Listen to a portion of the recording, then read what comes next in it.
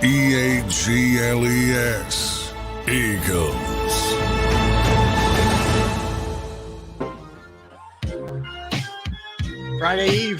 Friday Eve. Welcome in, friends. That's Derek. I'm Rob. We are Sports Take, JAKIB Sports YouTube Network. Appreciate it. Good seeing everybody. What's up, Gunner man? How you doing? What's up, my brother from another mother? I'm great, man. I'm great. We got Sween Bowl, Jim G, Saya, Mood Swing Bella, Tyler Bolish. What's up, guys? If I missed anybody, sorry about that. It's good to see everybody. Great to be hanging with everybody. Boy, oh boy, man, are we coming off a wild night last night? I mean, unbelievable. Whoa, what's up, Twiz? Yeah, crazy. Raekwon, what's up, man? All good. Yeah, so we have coming off a no last night. We have Eagles with their 10th practice today in anticipation for Saturday's preseason game. We have 2 preseason games in the NFL tonight, in fact. Will you watch both? Yes, sir, I will. No, yes, you won't. I'm a betting man that you will not make it through the second. Now, first, okay, so both are on the NFL Network, correct? Yes. So I'm assuming one's at 7 and one's like at 10:30. Correct. Yeah, I think it's 7 and 10 to be exact. Okay, little Robbie Ellis will have his stocking cap on, and he'll be tucked under the covers by 11:20. So 2 things. One, I'll have my long cap on, with the ball at the end, and I'll have my candle like I'm in the 1800s. So I'll be walking over, putting it down, blowing out the candle, and going to sleep on my slab. No, but here's what I'll do.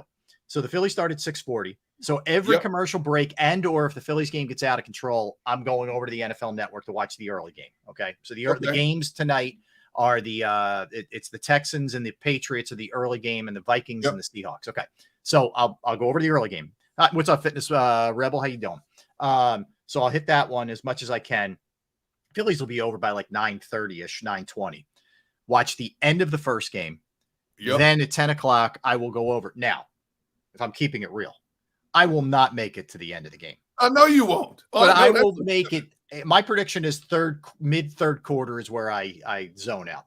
See, 11 p.m. is when D Gunn's just getting his second win. Yeah, that's when you're just getting started. Yeah. Oh, yeah. Everybody's asleep, and my wife's in her office working, doing some work, and I have the whole downstairs 82-inch screen TV to myself. That's no right. no grandkids running around. Tata, can we watch the dinosaur movies again? No interference. The dogs will be laying on the couch with their legs up in the air like they're dead roaches. Yep. And I'll be working on tomorrow's show, while I'm watching various games. And then the sleep doctor will hit me at about 3 a.m. I'll be in bed by 3:30, up by 8:30 tomorrow morning. You are a maniac. All right. So let's not bury the lead here, man. We're coming off of a no last night by Michael Lorenzen.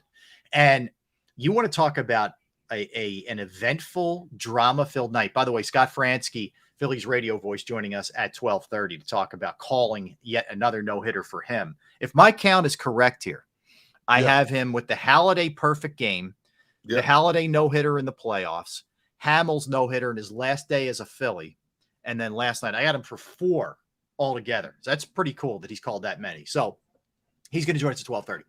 So you have a no-hitter, which in and of itself is just so rare and unbelievable. 14th in Phillies history. And I don't want to stop your roll, but I was so happy for little Robbie Ellis. I mean, this is one of those definitive moments where sports brings out the little boys in all of us and the little girls who are avid sports fans in all of us. Yes. And I was so happy. And I'm thinking somewhere in the Delco Valley, little Robbie Ellis is jumping for joy. And he's got tears streaming down his face after this no-hitter last night. I like the Delco Valley. Yeah. Accurate, sir. I'll give it. So it was cool. So my son was out. He was kind of running around, and then he got home, and I'm like, he got home in the 8th, and I'm like, he went right upstairs. He had whatever. So I go up. I'm like, dude, Lorenzen's got a no. We're heading into the 9th. Come on, we got to go watch this together. So anyway, we watched it together. It was great. So you not only did you have that, which is unbelievable, and I'm going to get into that in 1 second, but Weston Wilson, this is such a cool story. Yes. This guy, Derek, more than 2,800 plate appearances in the minor leagues. Yes. Like the classic case of a dude who just stuck it out. Finally got his first chance last night as he's called up, and he was dominating in the minors. So he gets up here, very first at bat. I think it was the 3rd pitch that he saw. Yep. He goes yard. And then you Yep. see the cutaway of his family, and the dad is just beside balling. himself. Oh, I mean, that's like, that transcends, that's life. Like, that is life. Yeah. Struggle. And to see your kid do that, man. That's it's one thing to see it on TV, but to be there in person, to see your son do that, man, I would have been the same way. I'd have been bawling my eyes out. I would have been the same way. But and not only that, Castellanos hits 2 first pitch home runs. Yeah, and his 200th of his career. Yes, not just 2 home runs. Ever since last Friday, dude, there's some karma in the air with this Phillies team. Dude, I'm telling you, Trey Turner's turned it around, making plays in the field, stroking it the way we expected him to. Schwarber hits 2 home runs in a game over the weekend. And then all of a sudden a no-hitter, guy's first home appearance in a Phillies uniform, and he's got a no-hitter going. Yeah. It's unbelievable. Well, I agree. You and I had both the same reaction in our show meeting. The D word. This feels destiny-ish. Like there's too much that went on. Don't say it. Don't do it. No, I'm just saying, I'm not going to go nuts, but I'm just telling you, like, this was a special. Well, it's only been like 6 days, but going back to last Friday, you just think about some of the stuff that we saw with the Turner situation, as you just pointed out. And then this, what's up, Father Sean? Soya, what's up? With Saya, with what we just saw here, it's Soya. With what we just saw here, I think is pretty freaking cool. And I think there's a lot going on with this team. Tone asked us, we were talking about this with Tone, and he was talking about how, do you see a carryover with Nola tonight? Now, my answer is I don't see that. But here's what I did notice, though. These players were genuinely sort of touched and taken aback by everything that happened this week. Yes. Like, you could tell the Turner stuff was sort of like different to them, because pro athletes are pretty jaded. Let's face it. They've seen it all. There's not much the veterans haven't been around and been exposed to. But these guys were kind of like, man, this is pretty cool what's happening right here. And then last night, think about everything you saw. So it was Weston Wilson and his dad and his family going crazy when he hit the home run. Then it was Lorenzen. So the mother was there. Mike Sealski has a great story on this if you guys want to check it out at inquirer.com. She's like, you know what? They were visiting because he and his wife were getting settled in, and he had his mother in town. And the mother was like, I'm probably just going to hop on a plane. She lives in the Anaheim area. She was going to go back to Southern California. And the mother's like, you know what? He's going to pitch tonight. I'm not going to get on a plane. I want to watch my son pitch in a Phillies uniform. Yep. So just by, like, it was this close to her getting on the plane and not being there. So she's there. It's her, his wife, their little newborn daughter. Yep. Going crazy. And the biggest character of them all is Liam Castellanos, who's Nick Castellanos' son. That kid's everywhere. He's either behind the plate, he's over there with those parents, whatever. And everybody's going bananas. And then you could tell Lorenzen is another great story, because all he wanted to do was be a starter. Yes. And they used him. Reliever. Yeah. Reliever and a great hitter, which made them sort of, want him to be able to have, use him he's been used as a pinch hitter. Like, this guy can really hit. Yeah. So, but he's like, you know what? I'm a starter, man. And I'm going to sign with the Angels. They're going to use me as a starter. He had a pretty good year. There weren't crazy offers out there. And he said, forget it. I'm signing with Detroit. I don't care that it's less money. I don't care that it's Detroit. I want to be a starter. And he goes there and he has a good year there. And the Phillies make the trade for him. And it's another perseverance story. It really is. Well, he credits Detroit with helping him develop into the starter that he became this year. He said, Tina? Yeah.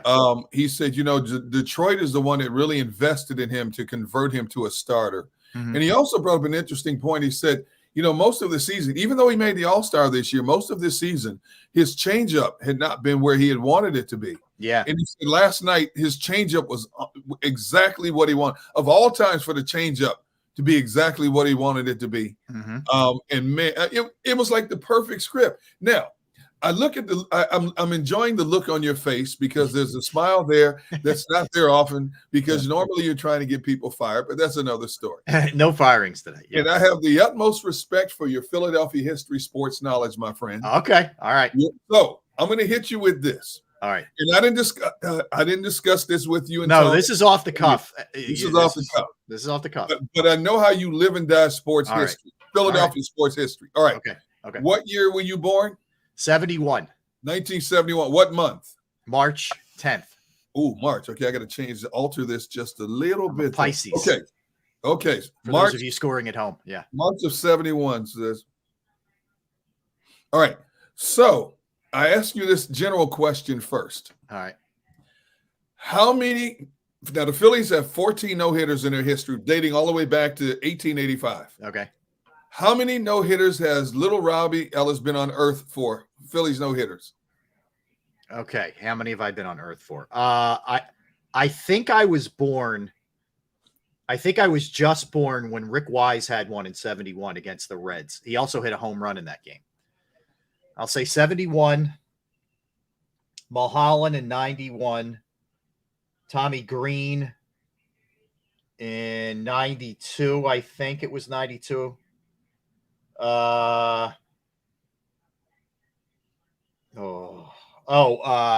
Kevin Millwood. That's 4. Halladay perfect game, 5. Then no hitter in the playoffs, 6. Hamill, 7. I believe this is 8. I could be wrong, but I think it's 8. Boy, you're pretty close. Oh. You've been on this earth for 9. Oh. And you were off by 1 year. Okay. Mulholland was 90. Tommy Green was 91. You said 91, 92. Right. But that's impeccable. That's all I missed. I was just off on the years. I got all of them right. All the other ones. I mean, you got 8 out of 9. Oh, who'd I miss? You forgot about Lorenzen. Oh, geez. I mean, yeah, obviously. You're right. Right. Okay. How about the fact that I just reeled off all the other ones and I got Rick Wise when I was like in diapers. That's why I said it's your memory's impeccable. Yeah. You were born in March. Rick Wise threw his in June. Now, I got another question for you. All right. Of the 14 no-hitters yep. that the Phillies organization has had to their credit, which month has the most no-hitters? I'm going to say, I have no idea. I'm going to say June. Oh, you were close, my friend. May.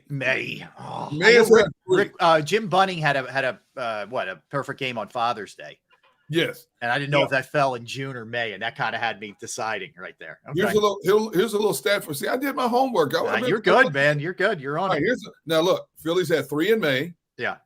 In the months of April, June, July, August, September, they've had 2 each. Okay. And 1 in October. Right. That was Halladay. Yep. All right. So what was the Phillies' nickname before the Phillies? Oh, God. Phillies' nickname before the Phillies. Oh. I don't know. I know they were established in 1883, but I don't know what it was. The Quakers. Oh, I should have known that. Pennsylvania. It's a bad job by me. And then their first no-hitter, they were established in 1883. Yeah. When was their first official no-hitter? 1895. 1885. 85. 1885. It was the franchise's second season. So I think that would mean they were established in 1884. They were established in 83. I know that. Were they established? When did they play their first season? Was it 1884? They could have been. They could have been established in 83. Yeah, they could have been. That's. Let me see. Let's see. I don't know. Hold up. I'm having computer issues.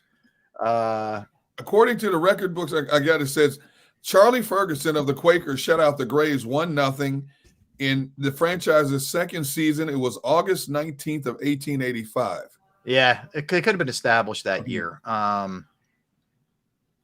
Okay, so I'm looking it up right now. In 1883, sporting goods manufacturer Al Reach, a pioneering professional baseball player, and an attorney, John Rogers, won expansion in the National League. The Classic 8 is what it was called. Okay. They were awarded a spot. New team nicknamed the Phillies from the start, it says, and immediately compiled a 173 winning percentage. 1884, Harry Wright, the former manager of baseball's first openly professional team, was recruited as the manager. Okay, so they established in 83 and played in 84. In 84. So the second season. You're right. They were the Quakers and the Phillies from 1883 to 1889. Yep. And they were called the Phillies They were the Blue Jays Phillies for 94 to not from 44 to 49. Yep. They changed the name. You know, I never knew, and I thought I'm pretty decent on baseball. I never knew the Dodgers used to be called the Super Bass. Super Bass. And this was in John Lush, the Phillies. John Lush threw a no-hitter against the Super Bass, SUPERBAS, on May 1st, 1906. Jeez. And I'm like, Super Bass, I never heard that name. And come to find out, they were eventually called the Brooklyn Dodgers. Huh. But I never knew they were called the Super Bass. Me either. I never heard of that. And then, nice. And then the Bean in 1889, Red Donahue of the Phillies beat the Bean Eaters 5-0. It's got to be Boston, right? Cincinnati. Wait. Oh, Cincinnati. Okay. The Bean Eaters. I never knew that also. Okay. So that's just a little trivia for you. Good stuff, man. Look at you, Gunner, on fire with your research. I love it. I love it. Cool. Very cool. All right. So, like I said, Scott Franzke in a minute, and we'll talk a lot about that. The other thing we'll dive into regarding the Eagles, and there's certainly a lot to get into with what's happening with them. Practice today, their 10th practice, and Nakobe Dean back. Devonta Smith back, Nolan Smith with some interesting words, but I want to hit you with this. This is a bit of a guess. I understand, and we don't know exactly who's going to play. Okay. But my question for you and everybody in the chat who wants to chime in. Yeah. Which of the players who may play in this game are you most interested in seeing? For me, it would be Jalen Carter. I've heard so many accolades about this young man. I just want to see him out there in a real game situation. And see what he looks like. Now, obviously, he's going to be playing against a lot of 2s and 3s more than likely. Although, I would be surprised if John Harbaugh put, Lamar Jackson out there for at least a series to see what kind of timing he can get with, Odell Beckham and stuff like that. But like I said the other day. And Harbaugh takes preseason games pretty seriously. He does. Matter of fact, they have this unbeaten record they're proud of. Yes. How many preseason games have they won? 20-something? Yeah, I'll give you this. This is a great stat. Jeff Kerr, our buddy Jeff Kerr, had this the other day, and I want to give you the exact number because it's like I don't know what to make of it. Like I actually think like Harbaugh takes it a little bit too seriously for my liking. But finish up what you were saying, and I'll give you those numbers in a second. I'll pull it up. I would be leery of putting Odell out there. Yeah.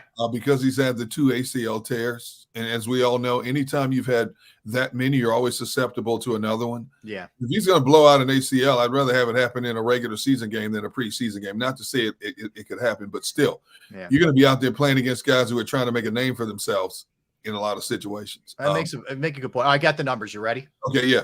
Ravens have won 23 straight preseason games. Okay. They are 70-32 in the preseason all time under Harbaugh. Listen to this: 43-12 under Harbaugh. So he takes a lot of pride in that. Let me just say this: if you are a degenerate and you're betting this game, I'd probably go with the Ravens. I'm trying to help the folks out a little bit. I agree, because I think Huntley's going to play a lot in this game. Yeah, and Huntley's a pretty good quarterback. Obviously, he's always going to be stuck behind Lamar Jackson, but he can do a lot of things that Lamar does. So I think that gives them advantage, especially if the Eagles get there's any starter who plays in and out of there real quick to start looking at the second-tier players. Yep. So you're right. I would bet on Baltimore in this game. First of all, who in the world is betting on preseason? Oh, Derek. I know it's big money. Oh, I know. Dude, that's when you start betting on preseason games, that's a borderline illness, man. You have issues. Yeah. You ready for the spread? Baltimore's -6. Oh, come on, man. You got point spreads on preseason games. Seriously. I'll give you tonight's spreads. You ready for the? So we have a double dip tonight. Here we go. Early game. Texans -3.5. Oh, geez. That means they don't think New England's playing anybody. Seattle's -3.5 in the late game against the Vikings. Yeah, you're in sicko territory when you're going there. Well, anytime the Vikings are underdogs, I don't care if it's tiddlywinks. I'm all for it. I'm with you. I'm with you there. I'm all for it. Yep. Matter of fact, I'll be just taking jabs at my brother today and tonight because I know he's going to watch this game. He's in Minneapolis right now. I know he's going to watch this game. So I'm going to be taking jabs at him any chance I get tonight. I'm going to enjoy the second game a lot more just for that reason. Yeah. Just to zing him. Yeah, I know. Absolutely. Yeah. Mm-hmm. That's what I live for, Rob. I know. It's what big brothers do to little brothers. That's awesome. That's awesome. Yeah, you got to rub that stuff in. I know. Mr. Taz, you are exactly correct. If the Vikings win that division, my season is shot. Yes. But there is a caveat at the end of this, because if the Vikings win the division, I can almost guarantee you they will bow out in the first round of the playoffs, which will be even better because my brother will get his hopes up. He'll start talking trash to me and my cousin who lives in Milwaukee, who's a big Packer fan. And when they bow out, you should hear the excuses my brother makes anytime the Vikings stumble. Yeah. It'll be nonstop excuses for 24 hours. So I'm sure. As disappointed, JM, you are correct, because I'm going to tell you something. I'm starting to see a lot more of this Jordan Love dude. And he's going to play first preseason game, by the way. Yes. And I'm telling you, Rob, I'm looking at some of the stuff he's done in the limited amount of times he played last year, and what he's been doing so far in camp. And they got all this young speed. They didn't draft first round. They got 3 dudes that run a legit 4.3-4.4.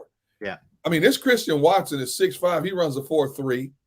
Romeo Dubs 4.3, and they got the kid from Michigan State who runs a 4.4 also. So they got a bunch of burners on the outside. Now, how quickly can they come together? That remains to be seen. But I'm looking forward to seeing Jordan Love because, like I told you before, there's one thing. The Packers screw up a lot of stuff when it comes to drafting.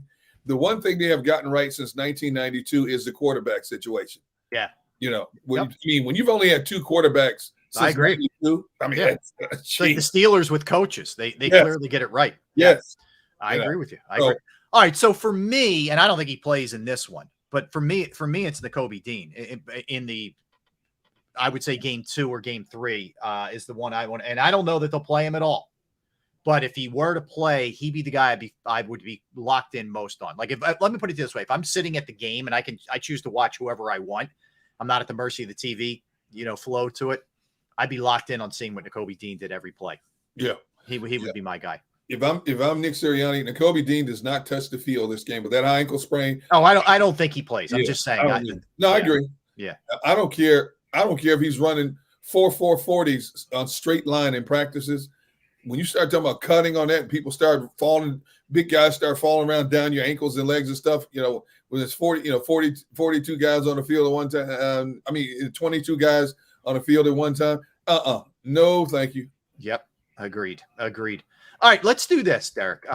Let's get a quickie in here. When we come back, we're going to talk to Scott Fransky, who, if you haven't heard his call, do yourself a favor and Google it. The drama, the way that he set up that whole 9th inning, and the way that he closed it with the final call is nothing short of awesome. So he's going to join us. We'll talk to him about calling a no-hitter, the art of it, how much you need to be just organic with it, how much is pre-planned, all that kind of stuff. We'll do all that when we come back. We'll dive into the Eagles hard in a minute, but we come back. You have a pretty special night at Citizens Bank Park. Rob Ellis Feel Good Show. I do. Thank you. All right. So we'll do that when we come back. Don't go anywhere. Derek Gunn, Rob Ellis, Scott Fransky when we return. All right. Bravo Pizza of Havertown. Thrilled that they're a sponsor of the station and the show. Bravo. I've been going there since I was a little kid, and they've been family owned since 1985. You got Alex and the crew there doing an amazing job. They have 20 different styles of pizza. They have slices to go, pies to go, all kinds of stuff. Just awesome pizza, 20 different styles. And if you're not up for pizza, they have fresh pasta, sandwiches, wings, wraps, you name it. Bravo Pizza of Havertown is also committed to the community, and they have fundraisers for charities, schools, little leagues, where proceeds go to those organizations. You can follow them on Twitter at the Bravo Pizza of Havertown. You can follow them on Instagram and Facebook as well for promotions and daily specials. They're at 1305 Westchester Pike in the Manoa Shopping Center in Havertown, Pennsylvania. 1305 Westchester Pike, Manoa Shopping Center, Havertown. 610-446-3810. 610-446-3810. Bravo Pizza of Havertown.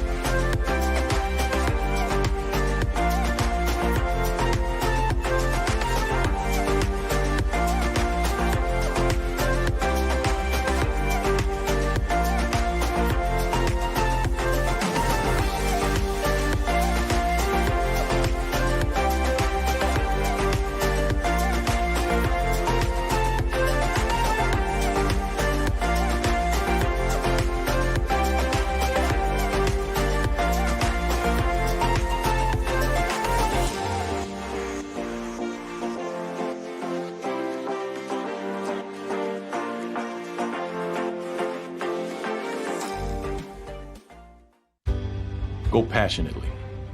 Go fearlessly. Go confidently. Go Birds! Go confidently towards your goals with First Trust, Philly's hometown bank for nearly 90 years, and the official bank of the Philadelphia Eagles. We're focused on getting you over the goal line. So go with conviction, go with trust, Go Birds! and go forward with us by your side. First Trust Bank, the official bank of Philadelphia dreams. Oh, and go Birds.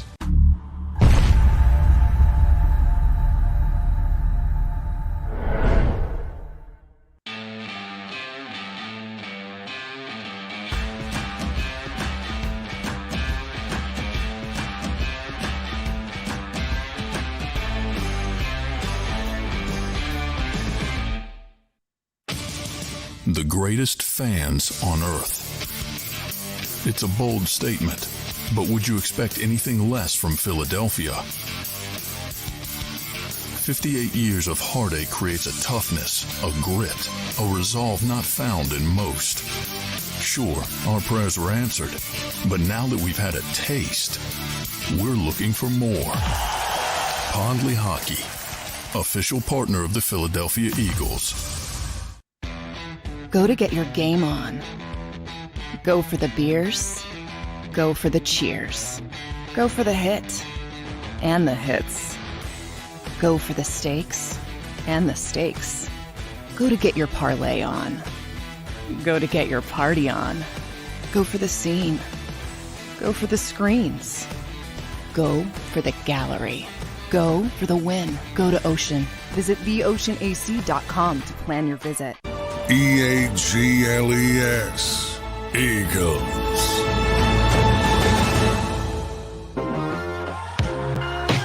We're back. Thanks for hanging out with us. We do appreciate that. We are Sports Take, JAKIB Sports YouTube Network. I'm Rob Ellis. That is Derek Gunn. All right, joining our next guest joining us, boy, oh boy, Scott Fransky. Just another ho-hum, dull, boring August night at the ballpark, man. I don't know how you stayed awake through that thing last night. Yeah, just as Harry used to say, you never know what you're going to see when you go to the ball yard. So yeah, well, that was man. Scott, am I correct here? I got the Halladay perfect game, the Halladay no hitter in the playoffs, the Hamels no in his last game as a Philly, and last night.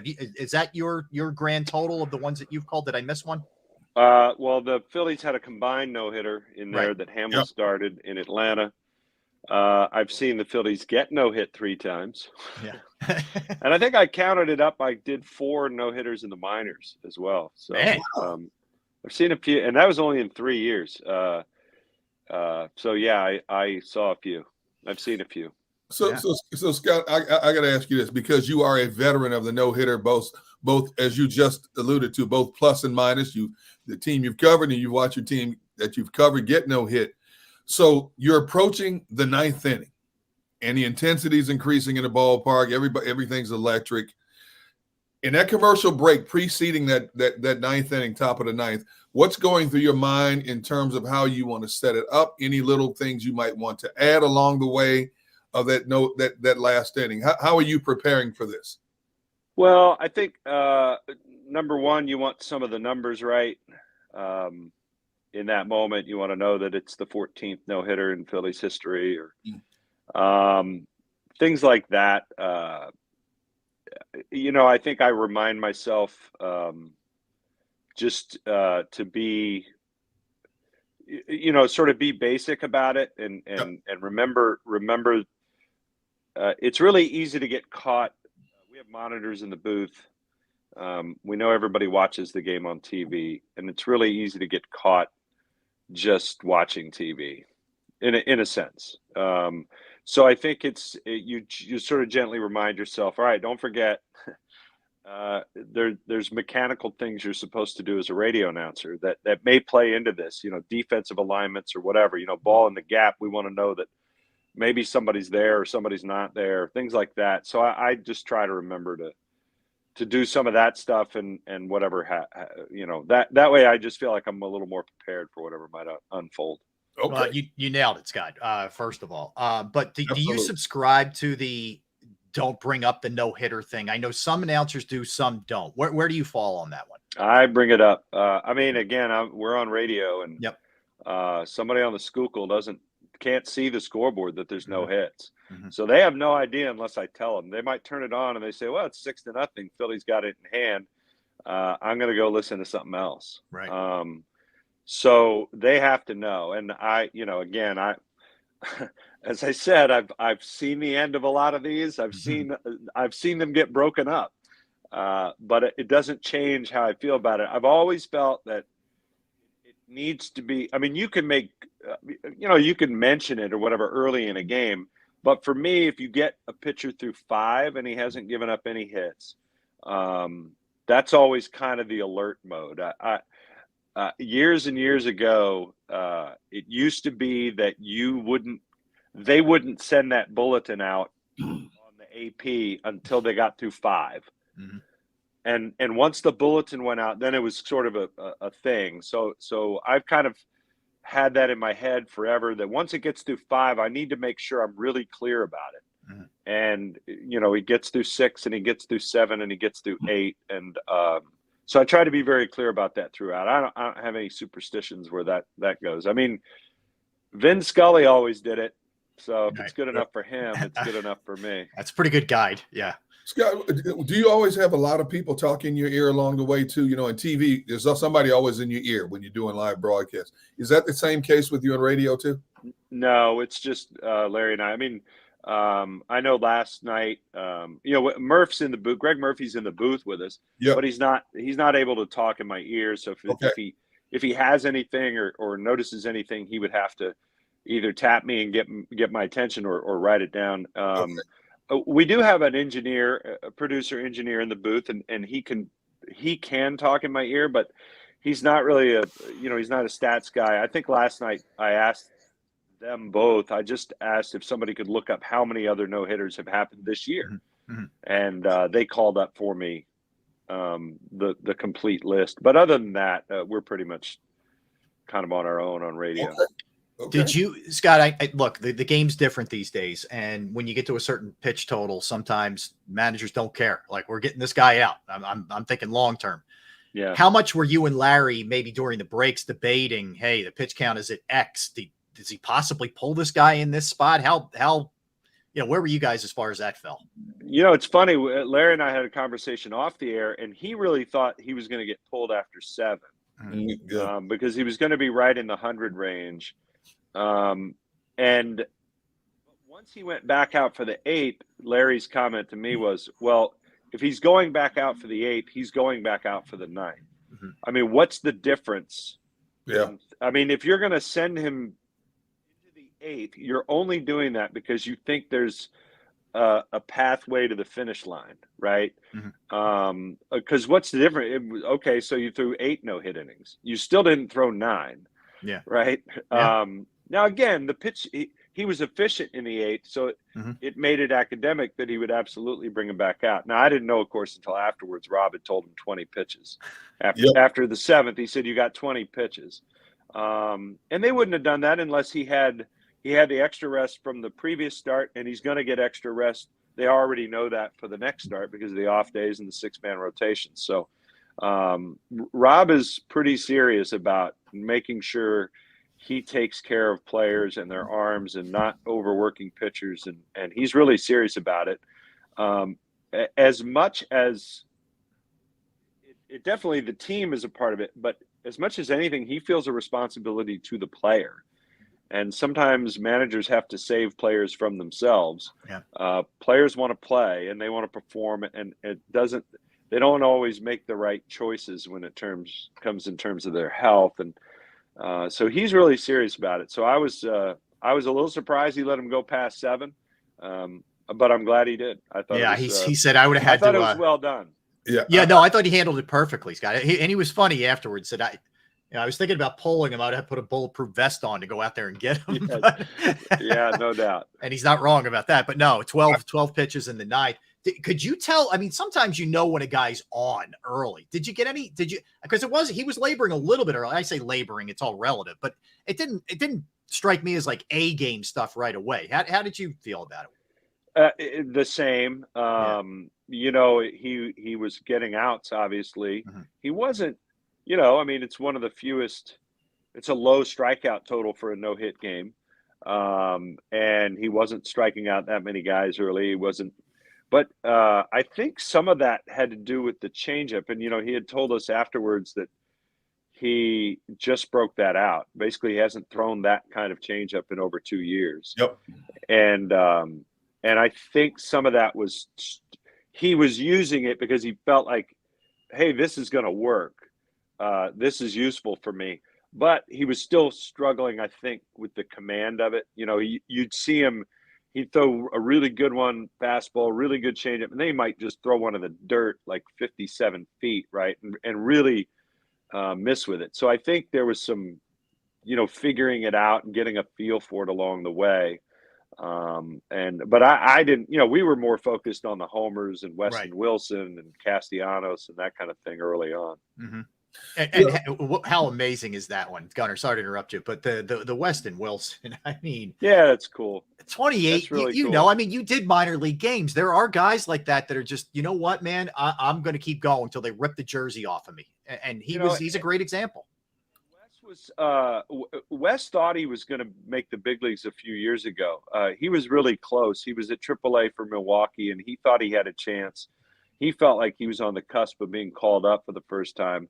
And he had a little bit of shoulder pain, and they ended up they did some tests on him. It turns out he had a blood clot. And it could have been, I mean, it could have been life-threatening. They did that thoracic outlet surgery, and, you know, he missed time. And then coming back, it was a real slow process to get back going again. And I think he tried to, you know, he wanted to get back to the point he was at right before the injury. And it was a really slow process to get there. And this year, you know, he came to camp. He really hit well. He was very well liked. I mean, you go have a conversation with him and you can't immediately, you're immediately at ease. You know, he's comfortable to talk to and everything else. Super polite and I think you know, was kind of waiting on his time and he you know, he didn't miss it. I thought that was really, really cool. I mean, that's something, you know, again, there's been 14 no-hitters, but there's only been 5 guys in franchise history to do what he did. Yeah. That's the homer in their first plate appearance. Jeez. You know, Scott, you go back to last Friday, and I don't want to get too far ahead of myself, but there's something in the air. You go back to last weekend, Trey Turner, the constant standing ovations. He starts stroking the ball the way we've been waiting to see him stroke it all season. 3 consecutive plate appearances. He had, you know, extra base hits, you know, between Saturday and Sunday. Schwarber hits 2 home runs in a game. Turner's also making plays in the field that he should have been making all season long. Then the no-hitter. Weston, first at bat. Castellanos hits 2 first-pitch home runs in a game. You know, I don't want to get too far ahead of myself, but it's like something's in the air with this team all of a sudden. Can you feel it? Absolutely. I mean, I think they feel it. I think that's more important. I think the players have, I mean, they've all talked about what it meant to see that. I mean, so Lorenzen talked about it after last night's game. You can say all you want about Castellanos or Harper, and they've had some very strong words and obviously glowing things to say about the way the fans handled it. But they were here last year. They saw what October was like. They know what this fan base can be like and what they're all about. They've been here a while. Lorenzen, he's been here for 1 homestand, and he's not even through it.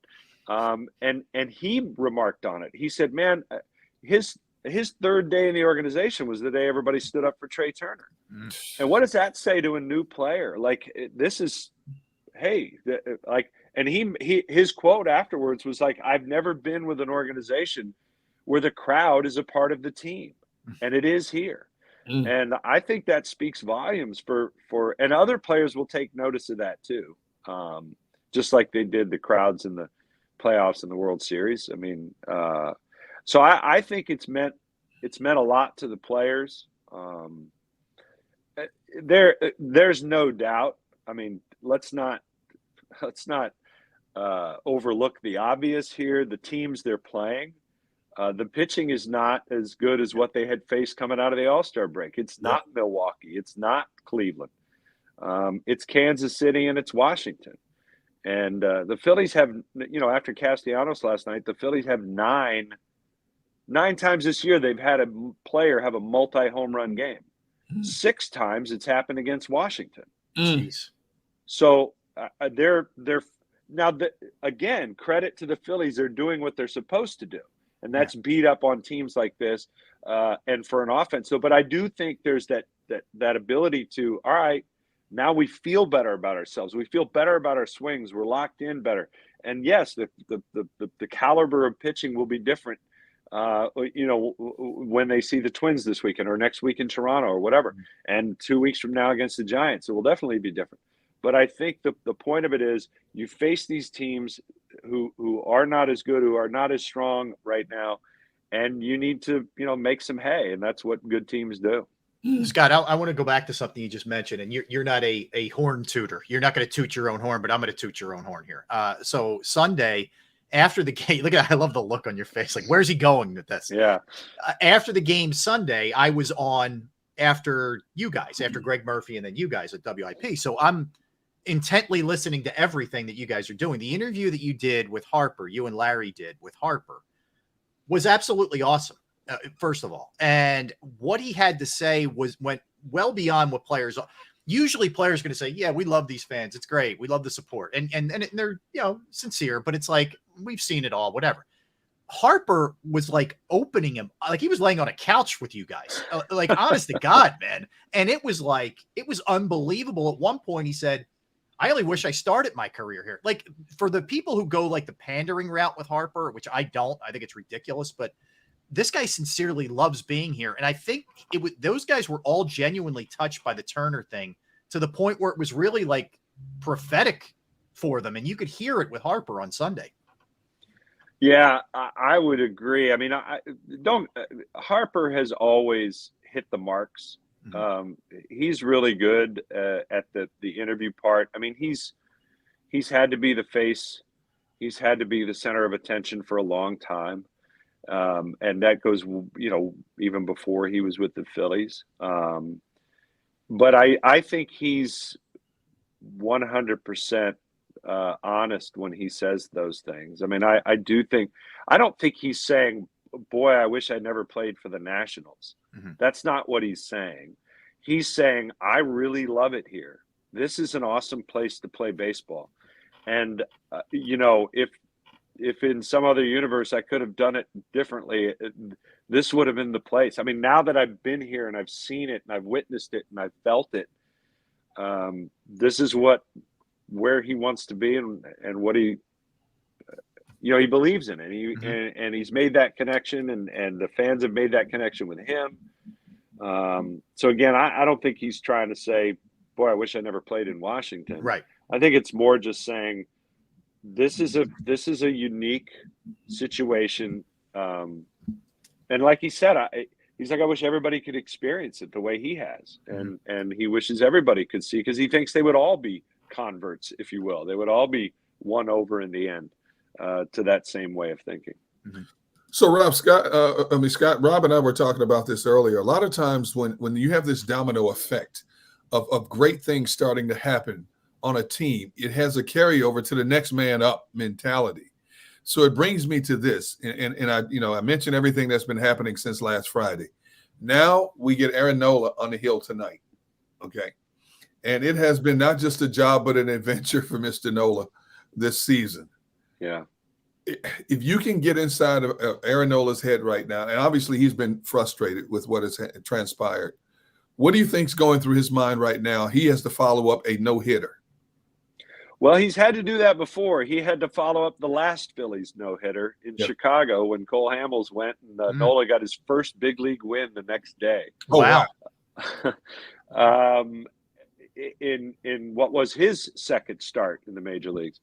I think, all the things that are happening and the good things that are happening and the vibes and whatever. For Aaron, I think this is still about him figuring some things out. I just don't to me, he just hasn't seemed 100% right. You know, and I don't know whether it's mechanics. I don't know whether it's approach. You know, I'm not privy to, you know, we don't have the luxury of going through pitch by pitch with Aaron and Right. trying to decipher, well, what was it you were trying to do with a particular pitch? Where are you trying to throw that ball? But I just think, and again, anybody who's listened to the radio over the last few years has heard Larry Anderson say it ad nauseum. He needs to pitch down in the zone, and I firmly believe that. I just don't think he's the same kind of pitcher. He's not a high velo, you know, rising four-seam fastball at the top of the zone kind of guy. That's not him.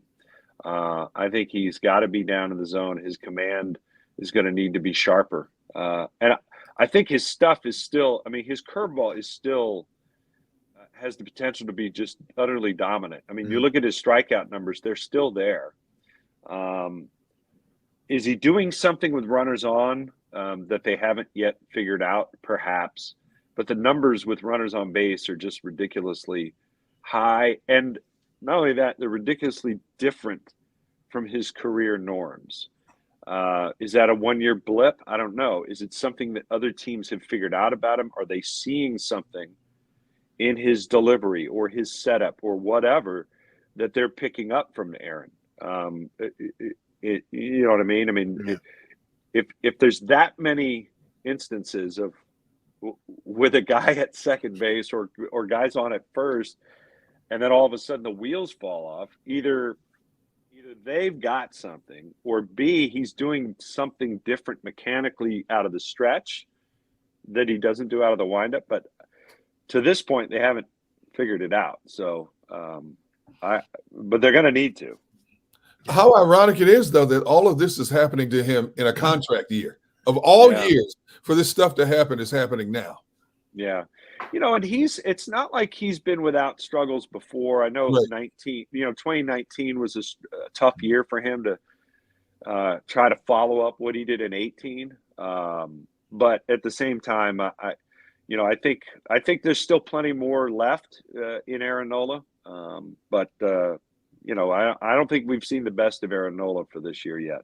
Scott, team-wise, and last year was different because it was such a sprint just to get in. But how do you feel like they're set up right now as we sit here, you know, August 10th? And I know it's real tight with the Giants. They're kind of jockeying back and forth at the top of the wild card. But just generally, from what you're seeing with the big boys kind of coming around with the bats, the starters, the bullpen, just team-wise in general. I mean, team-wise, I think they're in decent shape. I think their bullpen obviously could use Alvarado returning. Yep. And I think their bullpen could really use Sir Anthony Dominguez being a little better and being a little more like he was at the end of last season. You know, I've heard a lot of theories. You know, I've heard, you know, Kevin Stocker's told me before. He said, I really think Sir Anthony needs to pitch more.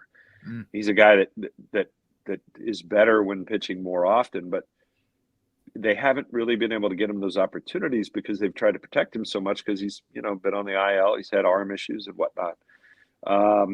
Will we see more of him down the stretch? Perhaps. So I think those two guys, Alvarado and Dominguez, are important. Plus, they take the load off of Soto and Kimbrel. And we've seen Kimbrel looks better when he has more rest. Yep. He just does. Yeah. And then, you know, the offense, obviously, the last few days, you know, it's a few days and it looks great. And you're starting to see what they're capable of being. But I'd love to see it, you know, for a couple of weeks. I'd love to see it against different kinds of pitching staffs. You know, they're going to face some pretty good guys this weekend when Minnesota comes to town. So I'd love to see how they swing the bats with those guys. The series with the Giants is pretty important. I mean, home field is a big deal. The Phillies haven't played well in San Francisco, and Ever. I mean, really, in my time here, they just really haven't played that well out there. And that goes back to 06, 07. So you know, that to me would be big, is to make sure you had a home field over those guys. I mean, I know the playoff odds for the Phillies have skyrocketed here in the last week. They're in good standing, but I still think it's a long way to go yet to be, you know, printing playoff tickets. No, I hear you. I noticed when you adjusted the cap, you're not rocking your bling that you got yesterday. Your compadre Greg Murphy was showing it off to us yesterday. I couldn't even see the screen; it was so blinding. We were blinded by the light, man. So I'm surprised. We're disappointed you didn't rock it today for the show, man. That was an impressive looking ring, man. It is impressive. Did Murph show you the box that you open up and it's no? In a little, we in a little turntable and it spins around. It's crazy. No, really cool of the Phillies to make sure that all the employees got a ring. It was a great gesture, and it was a good day yesterday. It made for a long day. You know, we had a doubleheader the night before, and Tom and I think we both pulled into the ballpark about 8:30 yesterday morning, and then trying to grind through all that, and then to end up with a no-hitter on the back end. It actually probably helped, because otherwise I don't think I wouldn't have had enough gas in the tank. Put a little more pep in your step. Yeah. Through 9 innings. Yeah. I might have had to come out after 7. So Scott, I got to ask you, like I asked Murph yesterday, will you wear? Murph said he was so nervous about wearing that ring in the booth. Will you ever wear it in public, or will you bury it so far in a safe deposit box you will consider it time capsule material? I will probably, for the next little while, have it available if there's an event or it's always been a good show and tell piece for, a career day at a school or something like that. It is really large, and it's in relation to my hand, it's really large. So it looks a little weird to be walking around with it. And again, I don't want to diminish. I mean, I'm all about trying to celebrate the success of the Phillies, and they're the team I work for, and I'm really thankful to have it. I also know I'm lucky because I'm just a broadcaster, and I got hitched to the right star, so to speak, and we just call the teams that are in front of us and try to enjoy it when we can. And yesterday was a really fun day to kind of celebrate as an organization, because there's so many people that spend so many hours and work so hard to put the games on and to make sure the fan experience is what it is. And Rob Thompson, in fact, I'll tell you, there was a moment earlier this season, Rob, I think it was after the doubleheader against the Padres, the Phillies were able to sort of turn the stadium over and get the next crowd in. And somebody, and a lot of employees, just front office employees, helped clean the stadium in between games. And that night after the second game, there was a company-wide email that went out, and Rob Thompson had said, send it out to all the employees, the entire organization. He said, hey, look, the things you guys do in that front office, if you make the game a better experience for our fans, then they're happier to be at the game, and then they're going to cheer more for us, and that's going to help us win more games. And I he believes that, we believe that as an organization, that everybody's a part of it. And so yesterday was a really good day to celebrate that. That's very awesome. Cool that Rob did that. That's awesome. All right, last one. I gave some love out yesterday, Scott, to the Media Little League, who won 16-3, and they're one game away from getting to the Little League World Series. I know your son Gus's team went on a pretty crazy run here, the Lower Merion squad. So fill folks in who may not know on that one. Well, this was for the 13U, is his age, 13 years old, and they play on a little bit bigger field. Not quite the big boy field, 60-90, but it's a 50-70 field. So it's a little different age group. But they first time ever in Lower Merion Little League history, they were able to have a state champion, because they won the state. They won the state of Pennsylvania. That was around about the time of our All-Star break. So I was fortunate to see some of that. And then they went on to the East Regional, lost their opening game. It's a double elimination. And then I think they won 7 straight elimination games, something like that. And forced the championship, but lost in the championship. So they were technically two wins shy of making it to the Little League World Series, which would have been they do theirs in California. Oh, wow. It was a great ride. It was a lot of fun for the kids. It was a lot of fun for the parents, and certainly wish the kids in media a lot of luck. Do they play today? I guess they play, I think, tomorrow. I think okay. it's yeah. If they, like I said, if they win, they're in. They get to go to Williamsport. Yeah. Well, we've been talking about it, and the Phillies will be there that Sunday night game next week from this Sunday. So it would be so cool if that media squad was there and they got to hang out with the Phillies players. I think that would be a blast. That would be. All right, this is just between you, me, and Gunner. Okay, nobody else is listening. How challenging was it to maybe sneak a peek at Gus's game when you were doing a Phillies game as well? How was that? How was that little challenge with the laptop right next to you? I'll be honest with you. During the state final, the actual state championship game, they were playing some kids from Westchester, and they at one point the game was the exact same score as the Phillies game that I was watching. And I literally, there's no doubt about it. I had them both up and trying to make sure. I'm like, all right, what happened in our game and what happened in the game that I'm actually supposed to be broadcasting here? It was confusing at times, but well worth it. That's for sure. That's awesome. All right, Scott, listen, thanks for taking a couple minutes, man. Congrats on an awesome call last night. Thank you. Tell everybody check it out. You, bro. Yeah, but all the best, continued success, and we always love having you on. Thanks, Scott. All right, thanks, guys. Talk to you again soon. Be good, Take man. care. That is Scott Fransky, Phillies broadcaster, along with Larry Anderson and Kevin Stocker on the road. Great dude, Gunner. I mean, no question. Not only is he phenomenal at what he does, he just gets it, Oh, there's no question about it. I love listening to him, man. He's got that down home feel good type of voice. And it's just so soothing, man. Mm-hmm. And it's so informative. They're animated, they're informative, and they're like the guys next door calling a game. Yeah. That's a great way to put it. Yeah. And he's old school in that he'll describe the trim. Phillies with the red, red lettering, blue trim. I love that old school, radio kind of stuff. It's cool. That's that Vin Scully stuff. Yes, it is. All right, let's get a timeout. Let's come back. Our sights are set on the Birds when we get back. Some takeaways from today, what some of the guys had to say, what Nick Sirianni had to say. Malcolm Jenkins had practiced today, so a blast from the past. So we'll get into all those kind of things when we come back. That's Derek Gunn. I'm Rob Ellis. We are Sports Take, JAKIB Sports YouTube Network. I want to tell you about Jim Murray and Principal Financial Group right now, because knowing who to trust, finding that right person that you believe in and who will produce results is critical. And Jim Murray and Principal Financial Group, they are the folks for you. Whether it's retirement planning, 401k review, insurance review, you might have a small business, you need help with your employee benefits, that's another resource that Jim can assist you with. I personally have entrusted my IRA, my 401k rollovers with Jim, and I couldn't be any happier. You will be too. Give him a call. 610-996-4751.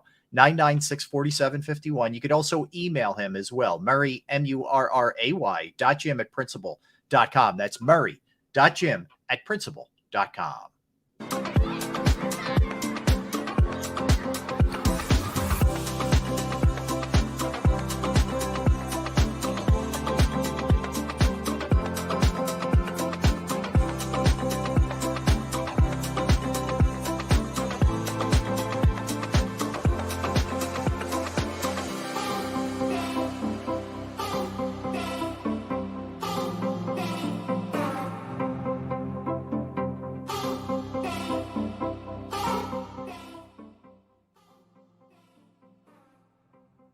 If you own a company and you're not producing a podcast, you're missing out. The public consumes messaging when they're ready. Join the professional podcast network of companies and let JAKIB Media Partners put you in the podcast arena. Come to our professional studio, or we'll come to your place of business and professionally produce your company podcast. Call JAKIB Media right now at 267-261-3428. 267-261-3428.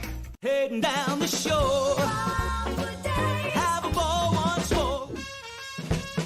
Here, imaginations run wild and time stands still. Because here, you can find the best of the Jersey Shore, all on one 5-mile island. So leave the old you behind and get lost in the woods. Wild, wild, wild wood days.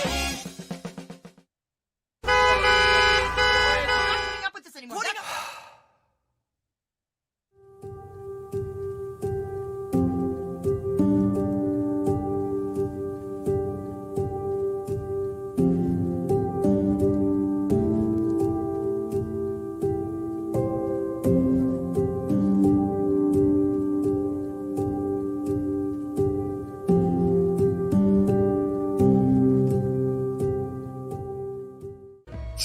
save in southeastern PA and Delaware with Colony Pools this football season, and let the experts close your pool with a custom Merlin safety cover in green for the birds. And if you join our Winter Watch team, we'll give you another 20% off, and Colony Pools will handle it all. Keep your tiles on your pool, not in your pool. Fly with Colony right now, birds fans. Visit flywithcolony.com.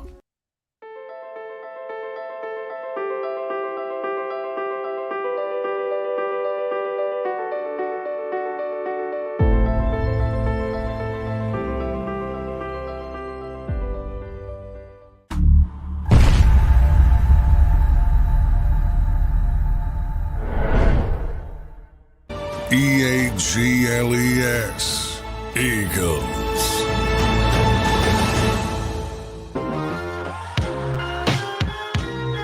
Welcome back, everybody. Rob Ellis, soon to be Derek Gunn. We are Sports Take, JAKIB Sports YouTube Network. Just wrap things up with Scott Fransky. If you missed any of that interview with the Phillies radio voice, you can check it out at JAKIBSports.com. You get all of our content either at JAKIBSports.com or JAKIB Sports YouTube channel. You can always go back and watch our shows, and we do appreciate everybody who goes back and watches, for sure. And tell a friend, hit the like button, do all those good things.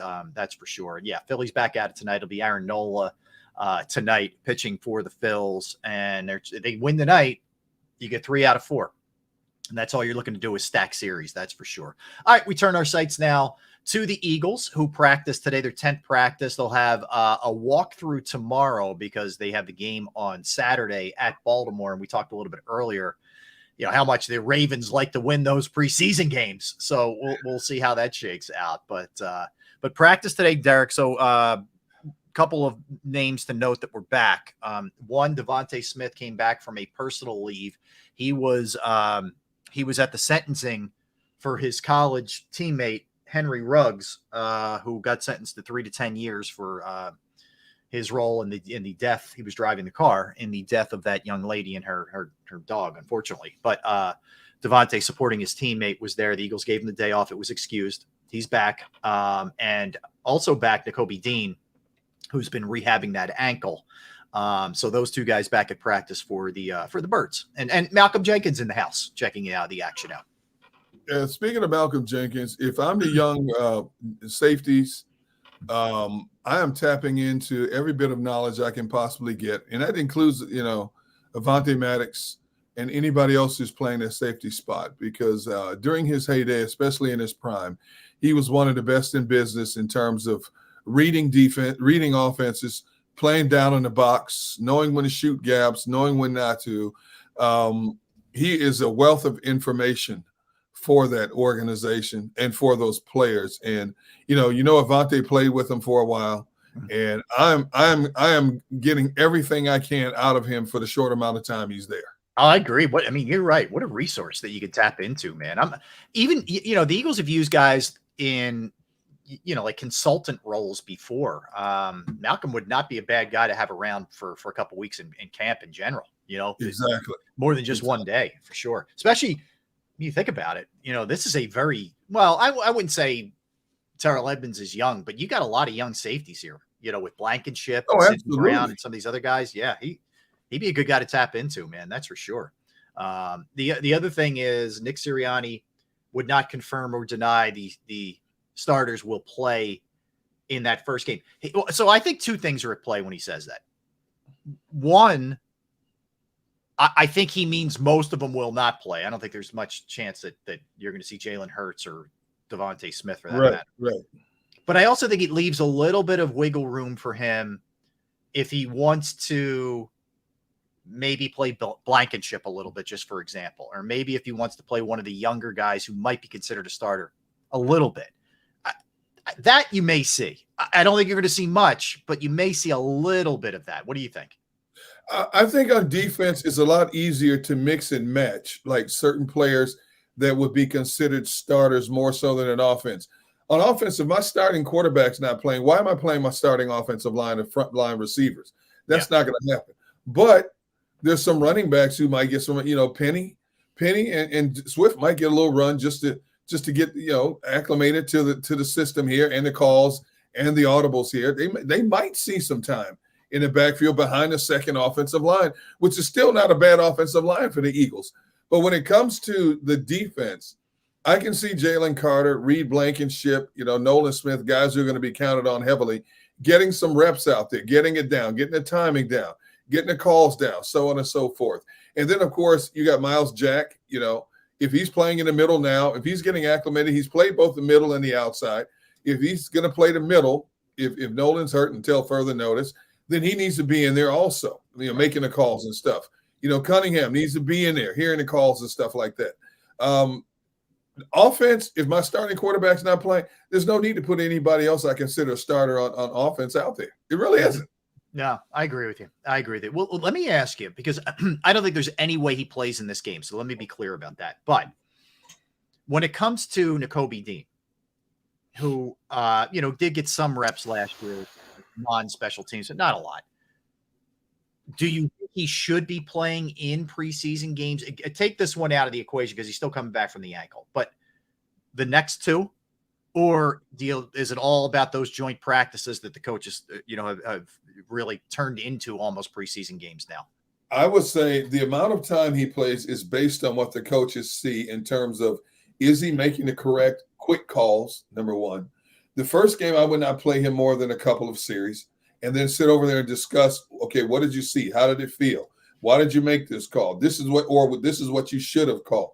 Second game, I expand his role. The third game, I expand his role just a little bit, maybe a quarter, no more than a quarter and a half, just so he gets all the terminology down, the audibles down, so on and so forth. But I do think there's some value in him playing because he didn't get a lot of playing time last year. Basically, this is his redshirt year, in a lot of ways. So, yes, I do think I would like to see him out there. But because he's coming off that high ankle sprain, it makes me a little nervous, Rob, because high ankle sprains are so tricky. They're so tricky, like a hamstring. Yeah. And when you're talking about, you need for a guy who predicates a lot of what he does with his speed, his lateral speed, straight ahead speed, you got to be real careful how you use him, no matter how heavily that thing is taped.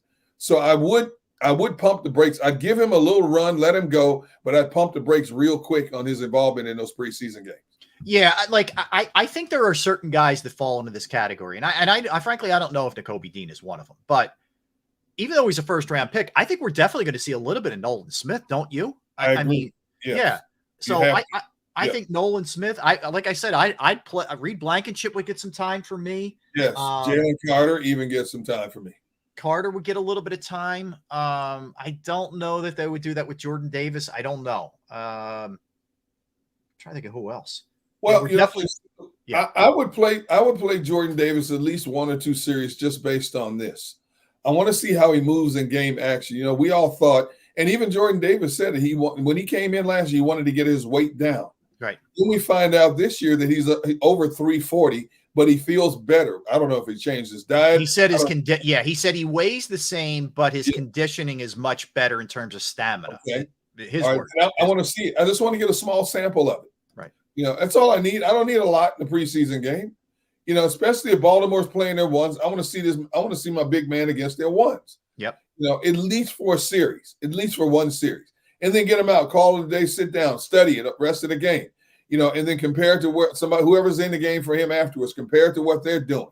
Here's what he's doing that you didn't do, or here's what I'm glad you did that he's not doing right now. So it's firmly etched in his mind in terms of what they expect from me this year.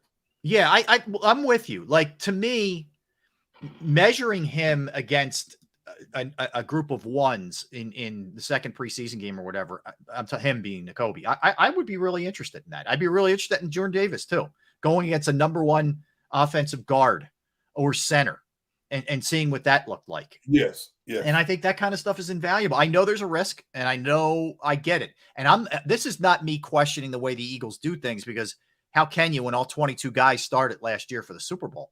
Right. But I think that's something that this team, it's a little bit different this year because there's more inexperienced guys than you had last year. It was much more, there were more veterans, especially on the defensive side. Exactly. And again, because of the freaky accidents that happen and injuries that happen, you kind of err on the side of caution but you want certain guys to work up a sweat because you see things in game situations. Even though it's going to be vanilla on both sides of the ball, you're still going to see things in game situations you don't see in a practice situation. Yeah. And you want the learning curve to start now. You don't want to wait until, because by the time you hit that last preseason game, it's meaningless because you're playing a bunch of guys who are just trying to hang on and make a roster, or guys who are trying to get material to sell themselves to another team. Yep. So it's meaningless then, which means you would not get a real analysis of what it is and what isn't until that first regular season game. Yeah. And with everybody playing 3 preseason games now, you don't have the luxury of that 4th game anymore. Yep. Yeah, it's a good point. It's huge. Well, the other thing is, like, I don't know about you. I know a lot of people kind of just poo-poo preseason games or whatever, but it's still a showcase for a guy who's trying to make it if there is a spot open. So I still think it's critical. I still think it's important. I get that everybody doesn't watch games the way that I do, with the volume of it and as much as they watch, but I still think it's important. Like that's why I'm going to be, I have to be in on it Saturday night, but I would be in on it even if I was just watching as a fan, put it that way. And I know it's going to push into your bedtime, but it's worth your interest to stay up just a little bit longer to see this game. Hopefully they don't have a lights issue in this game like they did at the Hall of Fame game. They prolonged the game by 30 minutes. We have a little Hall of Fame game story later that we'll get into, where some people got some cash out of it. But yeah, I think the other thing is, and I'm getting way ahead of myself, and I don't care. I'm going to put it out there right now. Right.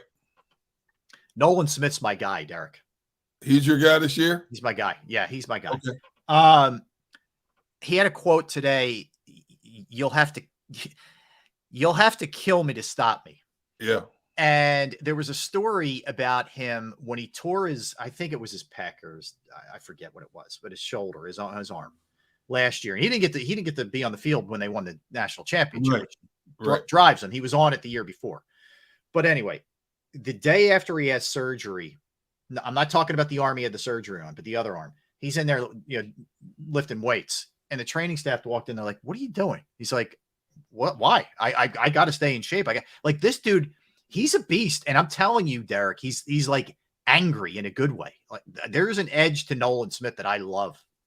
Yeah, I'm interested in seeing how much playing time he actually gets if he is the backup to Hassan Reddick. Mm-hmm. Hassan Reddick's not coming off the field much unless he's injured.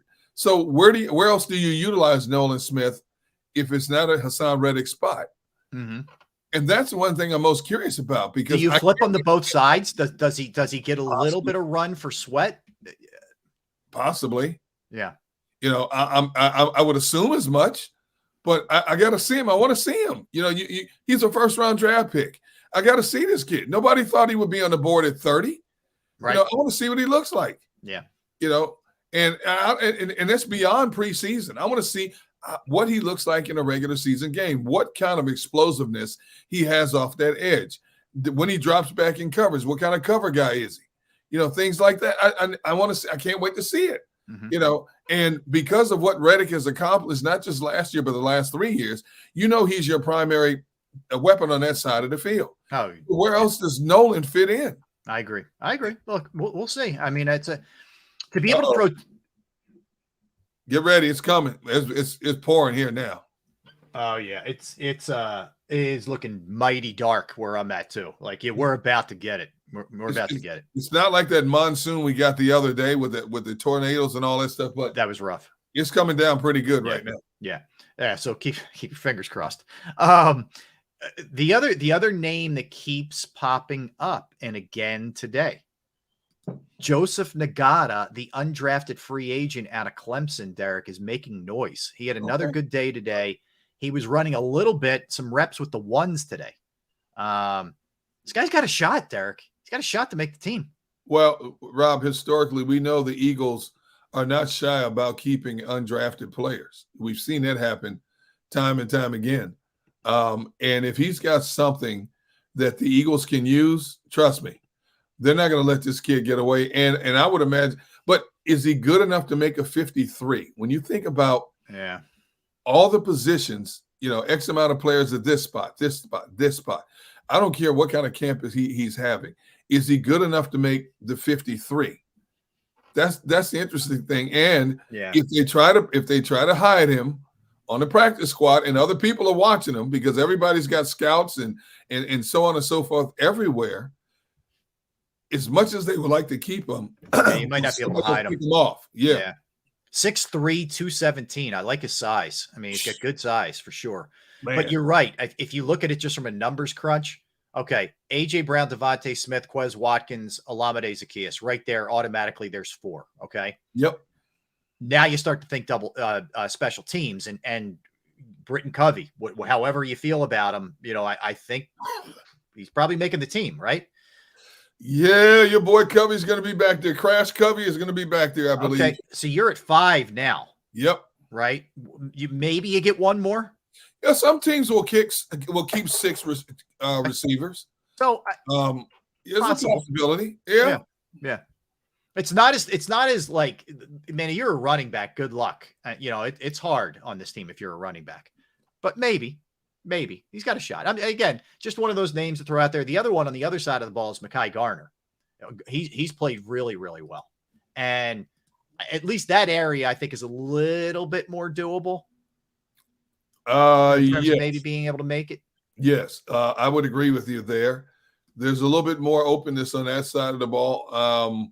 But again, depends on what they keep at certain positions. You just never know. Everybody's different. Some teams will only keep 5 wide out. Some like to keep 6 for various reasons. Some teams keep 3 running backs. Some teams, like the Eagles have in the past, will keep 4.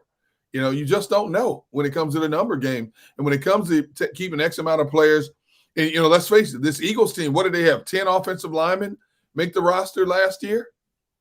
And most teams have 9. They kept 10 coming out of camp. Somebody's the odd man out. Now, granted, with the practice squad being as expanded as it is now, that bodes well for a lot of teams that want to keep certain players. But you're also subject to somebody coming in picking off something you have. Yeah. Then you got to find another piece to the equation to bring in. So yeah, no, you're right. Let me throw one more candidate out there. Our question was, who are you most interested in watching play on Saturday? Yeah. The other guy I'd throw out there is Sidney Brown. I want to see Sidney Brown Saturday. I want to see him flying around, and all you hear about is this dude is just energy, personified. So I want to see him too on Saturday. I want to see Ringo also. We saw what he did in college. I want to see both of them. I want to see, who knows? Maybe they might be out there together, at the same time. Mm-hmm. And I want to see what they look like. I'm not expecting them to be NFL ready, but I'm expecting them to be energetic, flying around the field. If you're going to make mistakes playing full bore, and then go back to the boardroom and critique some of the things that you did wrong. But I just want to see them get out there flying around. What's going to happen if Sidney Brown goes out there and has, let's say, a couple of picks against a number 3 quarterback or something like that? Everybody, replace him. He's ready to take. No, he's not. The organization's not going to do that. So, but I just want to see him. I just want to see what they look like. All right, offensive side. Mariota apparently has looked better lately. Okay, I want to see him, especially if he's going against 2s on Baltimore, go out there and deal a little bit, and look good out there. I'd like to see that offensively. I want to see Steen. As much as you can see from an interior offensive lineman, what that looks like. But I'm curious what he's going to look like out there. Well, I want to see Zaccheaus run routes with this team. I don't care who the quarterback is. I'm not as intrigued by Mariota. I've seen enough of Mariota in his NFL career. Yeah. We already know he's the number 2 quarterback no matter what happens, unless something tragically happens like an injury. So we already know that. We already know what he looks like, both good and bad. But there's a bunch of other names. I want to see. And I don't think it's going to happen. I want to see Swift and Penny in this offense. I don't think that's going to happen. I want to see the young receiver you were talking about, Nagata, and see what he looks like. I want to see Stoll and some more Calcaterra on the offensive side of the ball, not just blocking, but in pass catching situations. Mm-hmm. I want to see, believe it or not, keep your fingers crossed. I wish I could see this Tyree Jackson, but I know he's, you know, what's the prospects of that? I'm looking at. I mean, he better. I mean, he's in a real numbers crunch at that position. I mean, you just mentioned it. Calcaterra, Dan Arnold's here now. Stoll, all behind Dallas Goedert. Yeah, you know, and here's a guy. You know, what is he? Could he possibly be that guy? I mean, he's 6'7", 250. He has some talent. We've just never seen it. Mm-hmm. I just want to see it again, you know, before he gets hurt again. You know, every time the guy steps on the field, he ends up hurt. I know, it's a shame. Like, I really felt like his rookie year, he was on his way. He was having a great camp, and then he broke a bone in his back, and then the following year he blew out his ACL, and it's hard enough converting from it. I mean, that's hard. Quarterback to tight end, and he is a gigantic human being, a big man, but he's got unbelievable skills. Like, he can move, man, for a giant dude. Like, I almost feel like he may be one of those guys who ends up somewhere else and eventually develops into something. Yeah. You know, I mean, I wouldn't expect him to be much of a blocker. He's going to be your catching the ball down the field kind of guy, mismatch size wise. If you could convert him, man, what a red zone threat he would be, you know. But again, when are we going to see it? Well, I don't know if we'll ever see it. He's got to do it in these preseason games, and he's got to do it in the joint practices. He's got to. And that starts, right? That's next week. Yeah, exactly. Yeah, and you know, keep your fingers crossed on that one. I think the potential's there, but you know.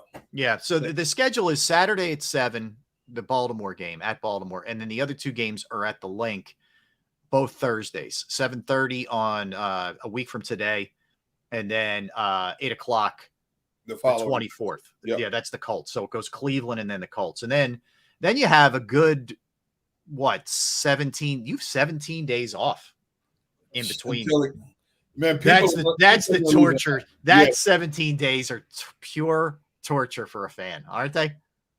Dude, you know what? People are gonna be losing their minds between that last preseason game and the time the regular season rolls around. It's like built-in torture for a football fan who cannot wait to see this team hit the ground running, especially because there's so much anticipation of this team getting back to a Super Bowl again with this infusion of 2 first-round picks and the potential of the Sidney Browns and the Keely Ringos and stuff like that. You know, people are going to be losing their minds over football. That's where you start overthinking things, right? That's where you start, oh my God, they're not good enough here. They're not good enough here. And then you start picking every little thing apart. Meanwhile, the Eagles roster, other than maybe the Chiefs, is as good or if not better than anybody else. But that is when you start driving yourself. Tina's right. The first 2 games being 4 days apart is torture too to start the season, because she's right. Like, all of a sudden it's there, and then it's like, wait, they play Thursday? Like, we don't get a chance to like fully soak in what took place in the New England game. So you go from 17 days of torture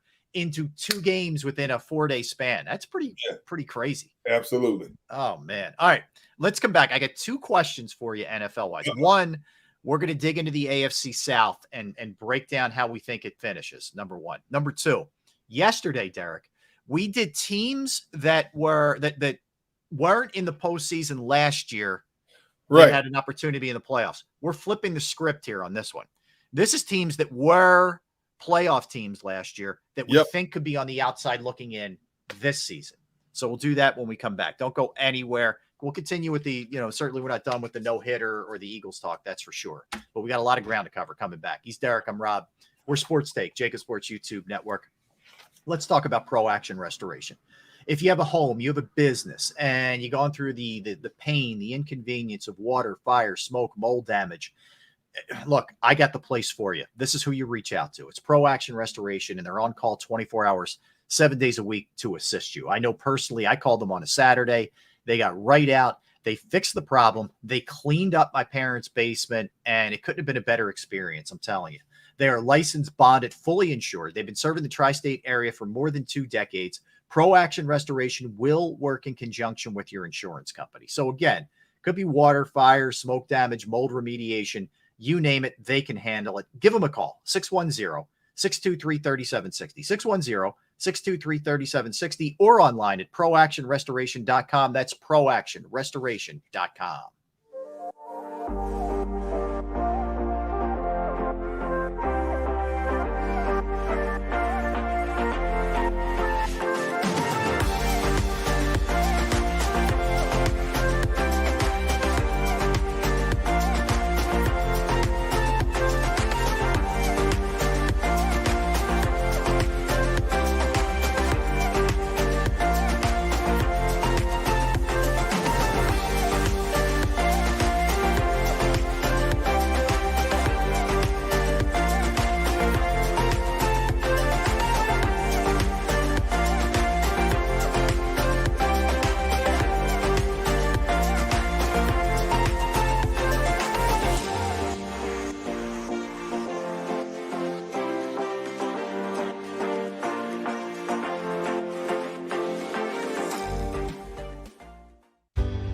Go passionately. Go fearlessly. Go confidently. Go Birds! Go confidently towards your goals with First Trust, Philly's hometown bank for nearly 90 years and the official bank of the Philadelphia Eagles. We're focused on getting you over the goal line. So go with conviction, go with trust, Go Birds! and go forward with us by your side. First Trust Bank, the official bank of Philadelphia dreams. Oh, and go Birds.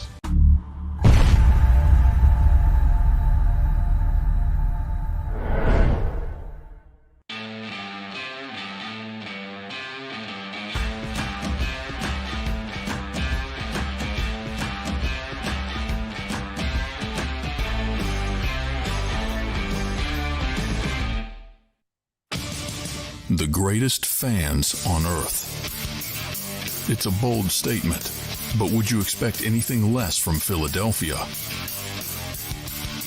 58 years of heartache creates a toughness, a grit, a resolve not found in most. Sure, our prayers were answered, but now that we've had a taste, we're looking for more. Pondley Hockey, official partner of the Philadelphia Eagles. Go to get your game on. Go for the beers. Go for the cheers. Go for the hit and the hits. Go for the stakes and the stakes. Go to get your parlay on. Go to get your party on. Go for the scene. Go for the screens. Go for the gallery. Go for the win. Go to Ocean. Visit theoceanac.com to plan your visit. EAGLES, Eagles.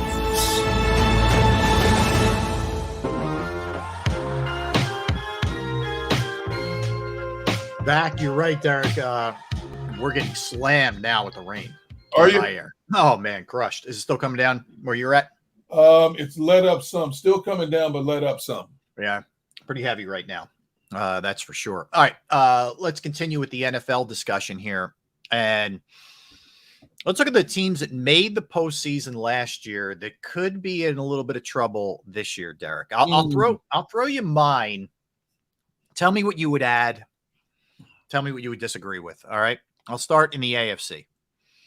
I'm going to say the Dolphins, and this is only if Tua gets hurt, which is pretty self-explanatory. Right. I think they have crazy talent, but he gets hurt, even if it's Mike White or Skylar Thompson. I see it looking a lot like it looked last year. Okay. Yep. So I'll start with them. I have a really weird, bad sense of the Ravens this year. Really? I think they could, like we talked about them a little bit yesterday, and I had them, I think, as a third place team in the AFC North. But I don't know. I think there's going to be so many teams. That's the thing we have to look at here. If you look at the playoffs and how many teams get in, all right. So if you're assuming Buffalo, if you're assuming Miami, if Tua stays healthy, if you want to say that, and the Jets, there's 3. There's Cincinnati, there's 4. I think Pittsburgh gets in, 5. Somebody's coming out of the South, 6. Yep. Kansas City, 7. I think Denver, like how many? There's only so many teams that can get in. I know. I see Denver possibly moving up and a Charger sliding down. Yeah. As talented as the Chargers are on paper, they cannot get out of their own way. And, now Justin Herbert's just got that big contract, so more pressure is put on him. They have great defensive personnel, great weapons on offense, but there's just something about this Chargers team I never buy, Mm-hmm. And I think this, they went 10-7 last year. I think they could end up 7-10, this year. I mean, they're that either or type of team, but you're right. There's so much even keel talent across the AFC. You're right. Somebody's not getting in, only 7 out of 16 teams are getting in, and somebody's feelings are going to be hurt over in the AFC. And you're right. Baltimore, I think more so. I agree with you more so than with Baltimore, because I think Miami, even if Tua doesn't play, I think they have so much talent. And I know it's a tough division. Yeah. I think they can still find a way to back in into the playoffs. I really do. But you're right. That enhances the probability of them getting in if Tua's under center from start to finish. but it's such a huge question mark with this dude. This dude's like an injury waiting to happen. I hate to say that, but he is. His history has shown that, All right, so I go Dolphins, Ravens, Jags. Jags here. The reason I bring them up is I would love to see Doug Peterson. I love the success that he had. I like Trevor Lawrence. I like that team in general, but I almost feel like, man, we're going way far over the other way with them sometimes, and Tennessee might sneak up on you. So if Tennessee gets in, I don't know that two get out of that division. So it's not that I don't like the team or think the team's decent. I do, but it's a numbers crunch. Yeah, you're right. I can see possibly 3 coming out of the East. Wow. Yeah. Two coming out of the North. That's tough. It depends on how much Kenny Pickett has improved. He's got the weapons. He's got the running backs. If they can keep T.J. Watt healthy to enhance that defense, along with Alex Highsmith and Minka Fitzpatrick going to back in, they've got the defense. Baltimore is a question mark. Cleveland, how much is? But again, I'm not overlooking Deshaun Watson because he's got weapons. He's got one of the best running backs. Yeah, got a good defense. He's got some good pass catchers. I mean that whole division except for Cincinnati is a coin toss. To be honest, I agree with you 100%. I mentioned it earlier this week with the addition of DeAndre Hopkins. Their passing attack was putrid last year.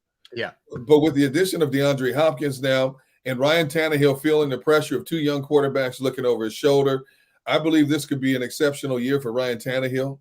And the thing is as bad as they were in the passing game, they still had a 1,500-yard rusher in Derrick Henry. That's true. Yeah. So if that ground and pound works and they're putting points on the board, they're going to be in a lot of games. Out west, oh my goodness, is Jimmy Garoppolo to that offense what Derek Carr couldn't be? Which is to get that team consistently into the next season. Yeah. And we all know Jimmy's history with injuries. He's a steady quarterback, doesn't make a lot of mistakes with the ball, but he's got to get on the same page with Davante Adams. I mean, Davante Adams went from future Hall of Famer Aaron Rodgers developing that back shoulder throw. That combination was like second to none. He had the same chemistry with his former college teammate, Derek Carr. Now he's got to get comfortable with Davante Adams, and he's missed significant time because of that foot injury. That's tough. And if Josh Jacobs doesn't show up, who's running the ball for him? Exactly. Yep, exactly right. All right. So the other one I would throw in there is the Chargers. I just don't trust the coach and the team in general. While they have talent, it always seemed there's weird stuff that happens to them in close games, late in seasons, whatever. So I think, they could be in a little bit of jeopardy. If I go to the NFC side, Derek, I go Giants. Okay. I go Vikings. Okay. I go Bucks. And I go Seahawks. I will agree with you on the Buccaneers and the Giants. I think both of those teams could be in trouble, especially the Giants with that schedule they have.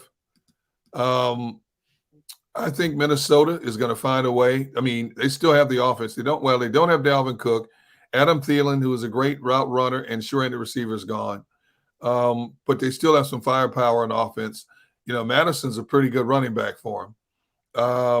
I think Seattle, with the addition of Njigba and Geno Smith getting that contract, I see 2 getting in from the East, 2 getting in from the North, 2 from the West, and 1 from the South.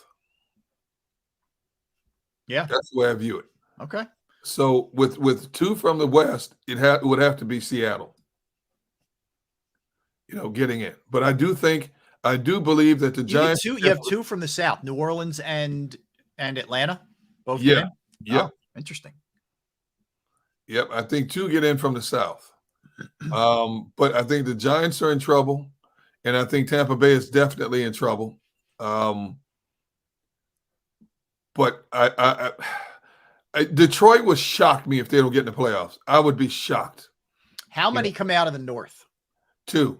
Detroit and Green Minnesota. Bay? No, Minnesota. Okay. I say Minnesota. Like I said, Kirk Cousins is I hate to keep saying this, but Kirk Cousins is a good regular season quarterback. He is. You know, you've got Justin Jefferson, you got Madison, you got a pretty good offensive line, you got Brian Flores running that defense. They're going to win some games with that, and their schedule is not anything like what Dallas and the Eagles have. Well, and he's in the second year of that system with O'Connell. Yes. So, yeah, like whatever Minnesota and Cousins are in the playoffs, they give you problems during the regular season because they generally, and the Eagles did a pretty good job against them last year, but they generally put up a lot of points. Yeah, they're a challenge. Exactly. And Seattle with those. Are you on Geno being the same guy next year or this year, excuse me, that he was last year? He got the money. He didn't get the big money like some of these other quarterbacks did, but he got himself a nice little raise. They spent some money on defensive personnel. Defense killed them. If you go back to that playoff game they were in last year, they were in the game at halftime. Yeah. And then all of a sudden, the second half, they started making one too many mistakes against San Francisco, and it cost them. Mm-hmm. But they were right there with them, you know, for that first half. They were going blow to blow with San Francisco. Yeah. I think that was a valuable learning tool. Bobby Wagner's back, patrolling the middle of that defense. They've added some pieces on the back end of the defense and in the trenches. You know, they were terrible defense last year. I believe one of the worst, second worst defense in the league last year. Yeah. I don't see that this year. Plus, Jamal Adams is back healthy. You know, he's a huge plus on the back end of that defense for him. And if Njigba can you imagine having Njigba as a solid number 3? Yeah, that's him to go with 2,000-yard receivers. What? Yeah, with Lockett and Metcalf. Yeah. You know, so I'm not counting out Seattle in any way, shape, or form. They're not afraid. They're not afraid of San Francisco. They just have to find a way to learn how to beat San Francisco. Mm-hmm. You know, they're going to dink and dunk their way down the field, and they won them 9 games last year in the regular season. But I think Tampa Bay's a mess. I like Tampa Bay's defense. I do not like their offensive structure. Their running back situation is a huge question mark. Their offensive line's a question mark. And you're talking about Baker Mayfield as your primary quarterback from start to finish. Mm-hmm. I don't see it. Yeah, I don't either. He's not in. You're going to Trask. I don't see it with Tampa. With the Giants, I think their schedule is going to be too tough. I know it's year 2 of Daniel Jones with the Daboll. They've added some pieces in offense. Darren Waller is going to be huge for that offense. But as good of a defensive coordinator as Wink Martindale is on the defense, I think they're lacking a little something. The defensive front is nice. Yeah. Back 7, I'm not sold on the Giants back 7. I'm not either. I'm not sold on anything there.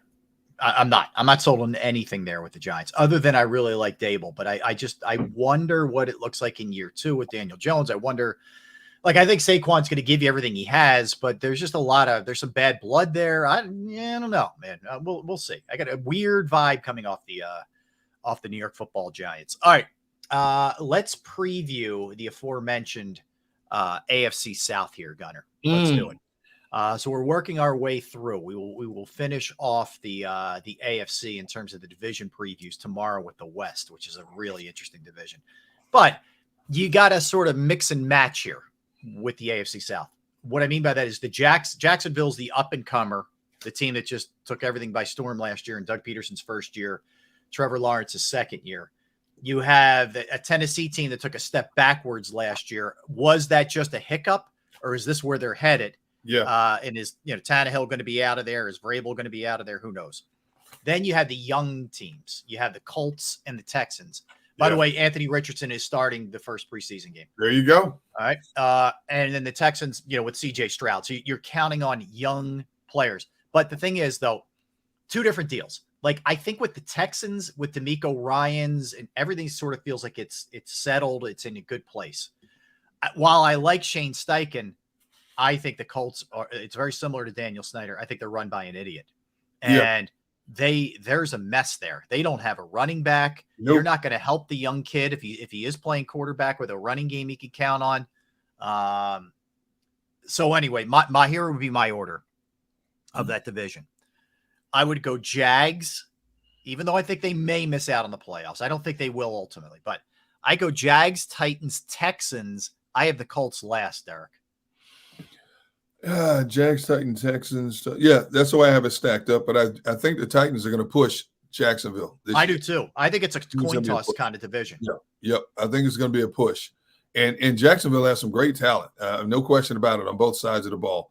I think in that regard, I think people are going to underestimate Tennessee's ability to grind out games and to just try to outmuscle people. They're going to play bully ball on both sides of the ball. That's the way Tennessee likes to play it. And if I said this earlier this week, you have DeAndre Hopkins on the other side of the field. You can't just double up on Traylon Burks. Traylon Burks only had one touchdown catch, and that was against the Eagles last year. Yeah. And then he got knocked out of that game. That's a big dude. He's a big body receiver with speed like an A.J. Brown.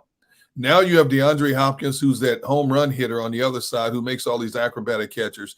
You're not cheating the line of scrimmage as much now to try to stop Derrick Henry, who, oh, by the way, still ran for 1,500 yards. So I think that's going to open up their offense a little bit more. I think Tannehill hears the footsteps behind him. This team drafted 2 quarterbacks in consecutive years in early rounds. So I think he's getting the message. I think he's laser focused this year. And I think it's going to be a knockdown drag out to the finish line between Jacksonville and Tennessee. Yeah. Houston's defense was like 31st last year. That defense is not going to be 31st with DeMeco Ryans calling the shots now. No, not with some of the, and they added, Will Anderson. Like they made some, this is a defense that has Will Anderson, Malik Collins, Sheldon Rankins, Christian Harris, Denzel Perryman, Christian Kirksey. They got Derek Stingley on the backside. He called in his buddy Jimmy Ward from San Francisco to stabilize the back end of the defense. There's no way that defense is finishing 31st and 32nd this year. Yeah, with DeMeco there. Can the offense play up to expectations? We know what Dameon Pierce is, good young running back, hard running back with speed. Mm-hmm. They brought in Devin Singletary from Buffalo as a change of pace guy. You got Dalton Schultz as a good tight end now. Noah Brown was the 4th receiver in Dallas. Noah Brown has some ability. Yeah. What is C.J. Stroud? What is C.J. Stroud to the whole equation? How quickly can he adapt? It's going to be interesting. It's going to be interesting to see. They had the 31st. Here's the numbers. Houston had the 31st offense and the 30th defense. They were giving up 379 yards a game on defense. I do not see that happening with DeMeco Ryans running that defense. Not on his watch. I agree with you. No. Yeah. And with the offense adding the likes of, Devin Singletary, Dalton Schultz, Noah Brown, if they can take some of the opportunities the defense is going to give them and convert it, Houston's going to be a much better team. I'm not going to say they're a playoff team, but they'll be a much better team than they were just a year ago. And that's the thing, like for both Tennessee and Jacksonville, like they're not just going to be able to just rip through those 2 other teams in that division like they did last year. No, I think they're going to be. I think especially Houston's going to be much more competitive. I like, just go back to the Colts for a minute. I like Anthony Richardson.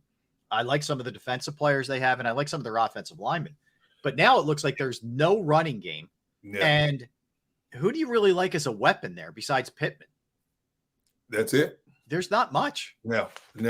If I'm a defensive player for the Colts, and the Colts were a pretty good defensive team, I'm ticked off at the offensive situation. Yeah, you got a rookie, even whether it's Minshew or Richardson, you got a habitual backup or a rookie running your offense. Your primary weapon without Jonathan Taylor there is Michael Pittman, and Michael Pittman had 925 receiving yards, but only 4 touchdowns last year. He had 99 catches. Yeah, he's a nice player. But the other problem that he has is like he's the guy you're paying attention to, so he's getting full attention of everybody also. Yes. Like their tight end, at least on the depth chart, is Kylan Granson. Yes. To go with Isaiah McKenzie, Alec Pierce, and Michael Pittman. Is that really striking fear in anybody? Who? No. Right. Alex Pierce had 41 catches, 593 yards for this team last year. Here's the thing though. Out of all the teams you talk about, the Colts had the best defense of the 4 teams in that division. Yeah, they were giving up 334 yards a game. They're the best defense, but they gave up 25 points a game. Yeah, the defense was worn out because the offense couldn't do anything. The offense averaged 17 points a game for the Colts last year. Now you either got Minshew or rookie Anthony Richardson running that offense, the prospects of no Jonathan Taylor, and one legit primetime receiver in Michael Pittman, and you expect the offense to be that much better? The offensive line is not bad. It's pretty good. But you expect the offense to improve much better than 17 points a game? It's all the more reason why what Irsay's doing with Jonathan Taylor and not closing the deal on Kareem Hunt is just, so ridiculous. It's just, yeah. All right, but just back to Jacksonville, who really came on last year and then ended up getting into the postseason. Was Doug coached the way he coached in the Eagles postseason. He just coached gutsy. There's talent. I mean, you go Trevor Lawrence, Travis Etienne, Christian Kirk, Calvin Ridley, Zay Jones. That's what you're coming out of the chute with. Evan Engram. I mean, the playmakers on that team compared to what we were just talking about with the Colts. I mean, that's two different universes right there. This is a team. I think Zay Jones was a great pick for them to go along with Christian Kirk. They won their last five games and 6 of their last 7 to get into the playoffs. So obviously they bought into what Doug Peterson was doing with that team. Now they're not a hidden commodity anymore. Everybody wondered, what is Trevor Lawrence going to look like after that year of a disaster with Urban Meyer? And Doug Peterson was the perfect stabilizing force for that quarterback and for that team in general. At one point they were 3-7 and people had given up on them. Mm-hmm. They had lost wait a minute, how many did they lose in a row? It started with that Eagles game. They lost 5 in a row and then 6 of their next 7. Yeah.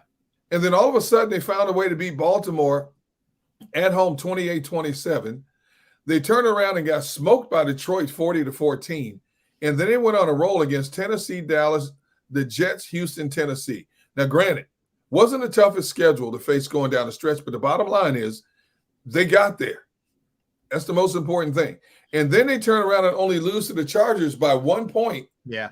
In the first round of the playoffs. They had the Chargers dead to right and let them off the hook. I know. They should have won that game. Kansas City, the eventual Super Bowl champion. But they only lost by 7 points to Kansas City in Kansas City. Well, they did. They didn't lay down. I mean, I think people thought that game was going to be a rollover. And, to lose to them by just a touchdown, no shame in that. Yeah. So, he's got the pieces, and a lot of those pieces are back this year. So, and Trevor Lawrence, obviously, night and day different. He threw for over 4,000 yards last year. Yeah. And he had 25 touchdowns and only 8 interceptions. Look at this number prior to that under Urban Meyer. Big difference. Completed 66% of his passes. I expect, and plus, Jacksonville was +5 in the turnover ratio, takeaway giveaway ratio. They were +5. So they were an opportunistic defense. And I expect more of the same. They've got Devin Lloyd and Trayvon Walker, both first-round picks from 2022, anchoring that defense. Evan Ingram, Evan Ingram had a great season compared to his tenure with the Giants. He's had a real renaissance to his career. Yes. He had over 750 receiving yards and 73 catches last year down in Jacksonville. Yeah. So they've got everything you need to be successful. And luckily for them, when you look at the 4 divisions in the AFC, Jacksonville's in the best division they could possibly be in. If you put them, if they were in the East, the North, or the West, would we be talking about Jacksonville as much as we are? No, I mean, they're fortunate where they are, geography-wise. You're right. Yeah. But, I mean, look, there's nothing you could do about that, but you're right. No, you're right. I think this division, I think Tennessee is sort of hangs around and is kind of an annoyance, if you will. And then don't let them stick around if you're the other teams in the division, because if they do, that's where I think the experience maybe comes into play. I think Vrabel being on the hot seat too. I think there's a lot of things working, against them because they're not great talent wise. But I think the other 2 teams, it's going to take them a while, and I don't know even if Stroud can play. I don't know at what point we see the Colts. Or I'm sorry, if Richardson can play, I don't know at what point we see the Colts, because I feel like there's just other things holding them back, even if he can play. And the shame of it is I really do like Shane Steichen. And I think Shane Steichen is going to do a nice job grooming Anthony Richardson. Like it was a smart hire, especially for a team that was, going to be drafting a quarterback high. Steichen made a lot of sense. That's why, like, I don't know what, I know you couldn't get rid of Kyler Murray anyway, but I don't know what it's going to look like in Arizona. Like that's a mess. That's a hot mess. Jonathan Gannon, I understand why you took the job because you want to put that on your resume as a head coach in the National Football League. But you walked into one of the worst situations you could walk into. That one in the Colts situation, I would want no parts of if I was a coach or a player, and Jonathan Gannon and then they lose. They just lost another was the running. No, who did they lose? They lost another player. Marlon Mack. Or no, yeah. Is that where or was he in Indy? Where is Marlon Mack's in Indy. Indy, yeah. So, but I don't know what that mess is going to look like in Arizona. I don't like that roster a little bit.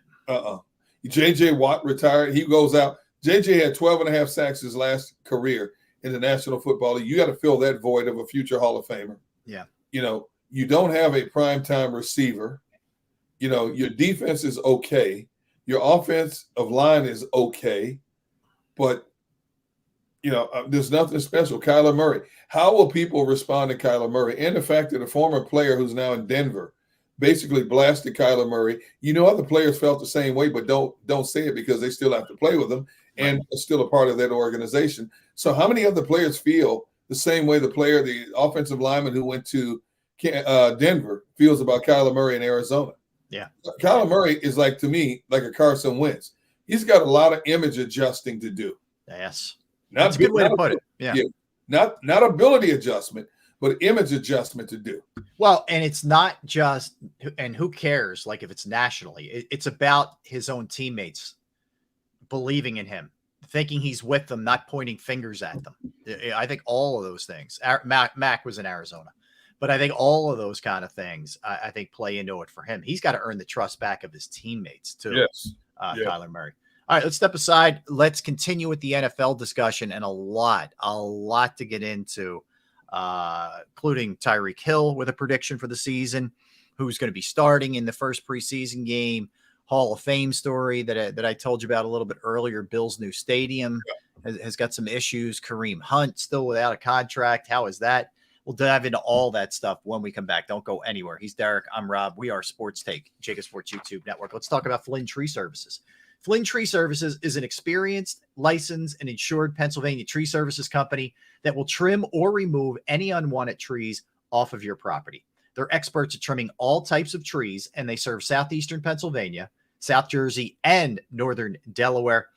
Go to their Facebook or Instagram page for more information or a sampling of their work. Give Flynn Tree Services a call at 610-850-2848. 610-850-2848 or online at flynntreeservices.com. That's flynntreeservices.com.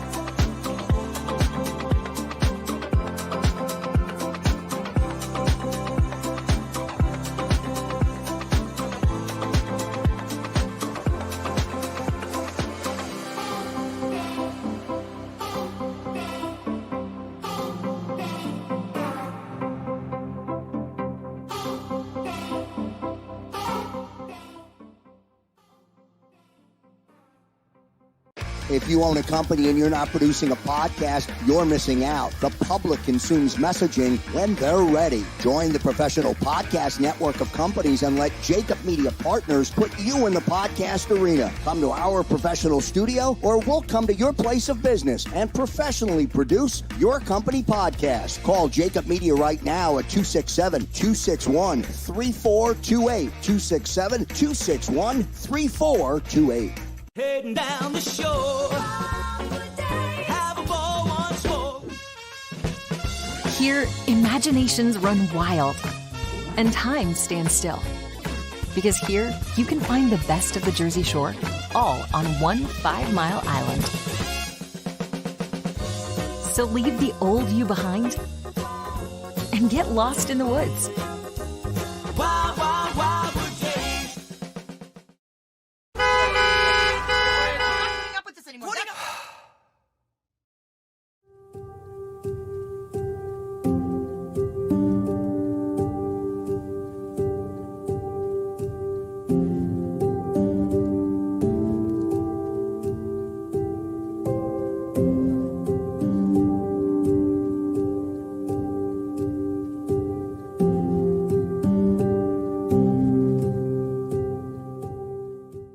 Score and save in southeastern PA and Delaware with Colony Pools this football season, and let the experts close your pool with a custom Merlin safety cover in green for the birds. And if you join our Winter Watch team, we'll give you another 20% off, and Colony Pools will handle it all. Keep your tiles on your pool, not in your pool. Fly with Colony right now, birds fans. Visit flywithcolony.com.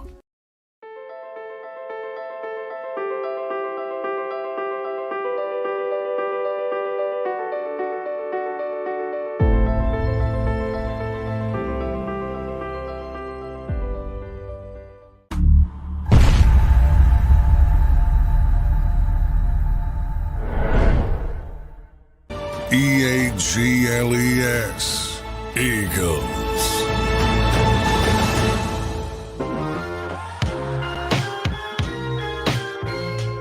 We're back. Yes, we are. Let me tell you what I've done the last couple of commercial breaks. Now, you remember you sound winded, man. What's going on? So you remember the previous break? You came back from the break and I wasn't in my seat? Yes. So prior to that break, my wife sends out a family group text. Oh, no, before I left, I forgot to put the chuck roast in the crock pot.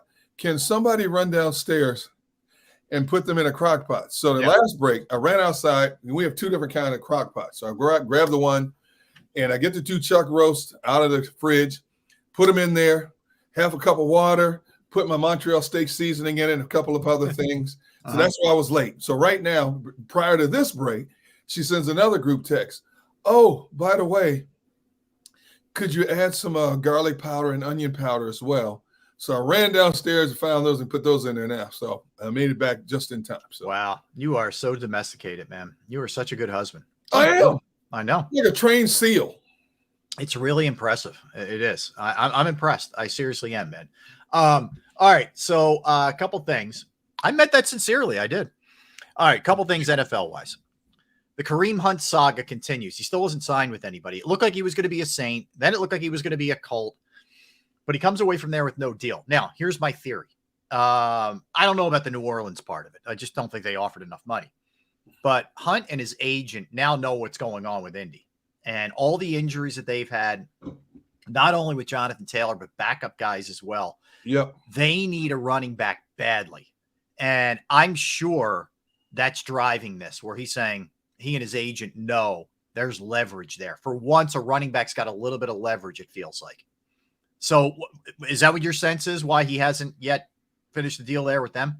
Yeah, I would say so. Now, if Kareem Hunt signs with Indy, it tells me it's about the money first and foremost. He's been handcuffed by being a part-time player for so long. He sees the writing on the wall in terms of, I may have one opportunity to make the kind of money, whatever it is that Indy might be offering me compared to what the Saints are offering me.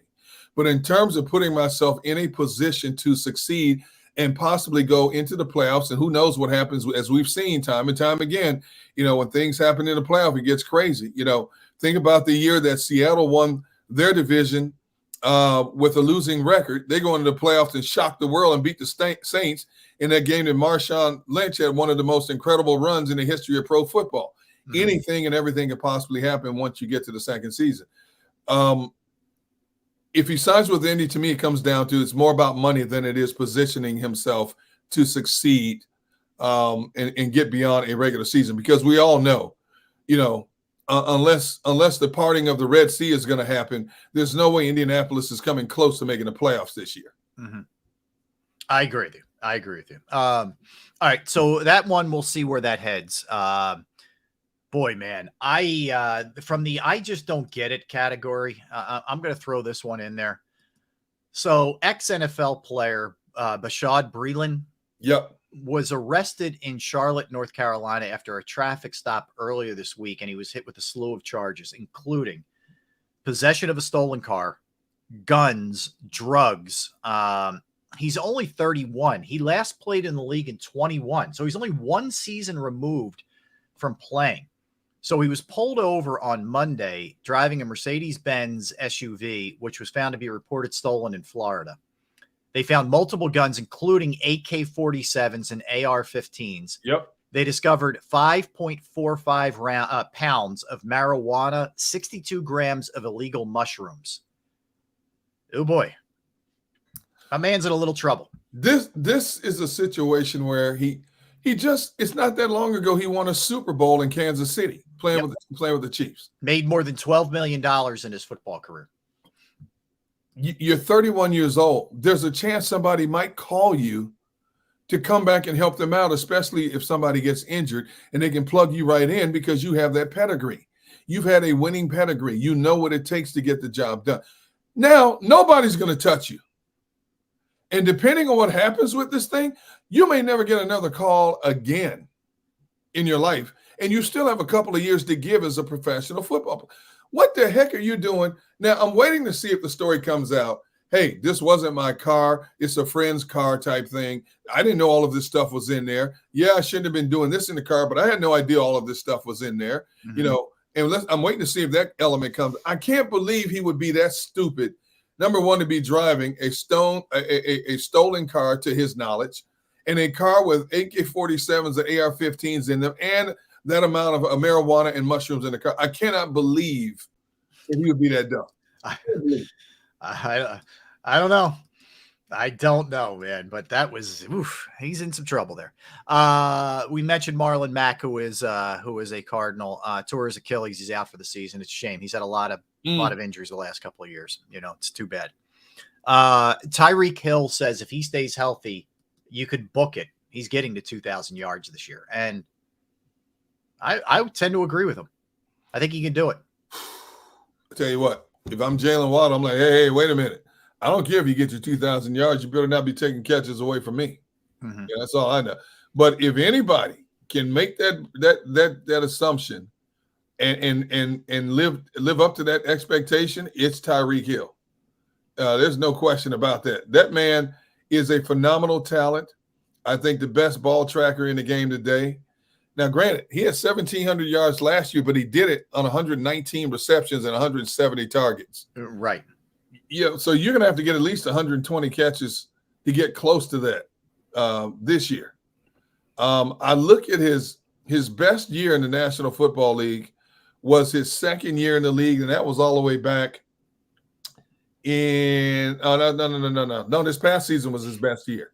Yeah. But in terms of volumes of catches, the last 2 years was the first time in his career he's come close to exceeding 100 catches. He had 111 his last season in Kansas City, 119 this past season.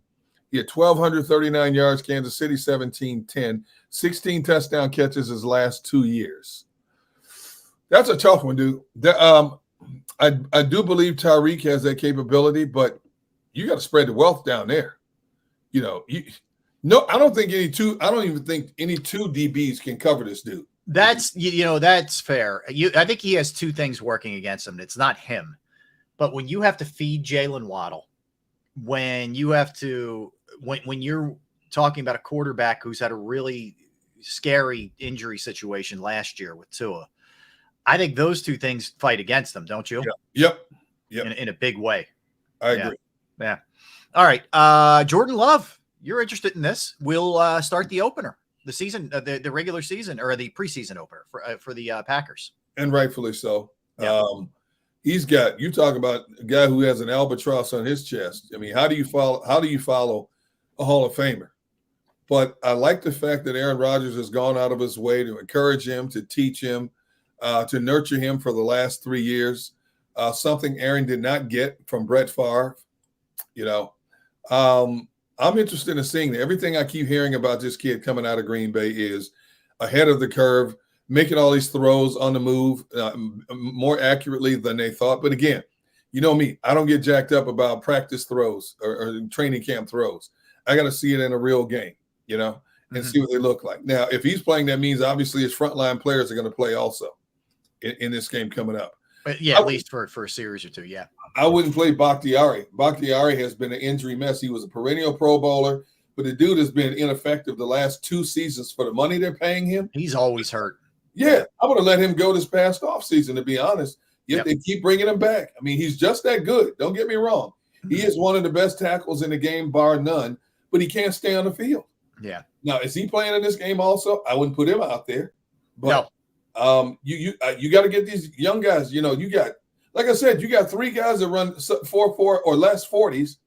So Green Bay has more speed now at the wide out, but they're untested. You got 2 second-year players and a rookie, and you got you drafted 2 rookie tight ends. One of them is your starter. Mm-hmm. You got a whole lot of untested players playing out there. You got to play them, you know. But I don't want to see Jordan Love out there more, at the very most, a quarter in this game. No, get him off the field. Yeah. I thought this was interesting, this story. So you remember a couple years back, the Hall of Fame game, and oh yeah, they had all kinds of issues with the field and converting it from the ceremonies to the game and all this, and the game never got played. Right. So it turns out that fans who went to the game basically sued the Hall of Fame.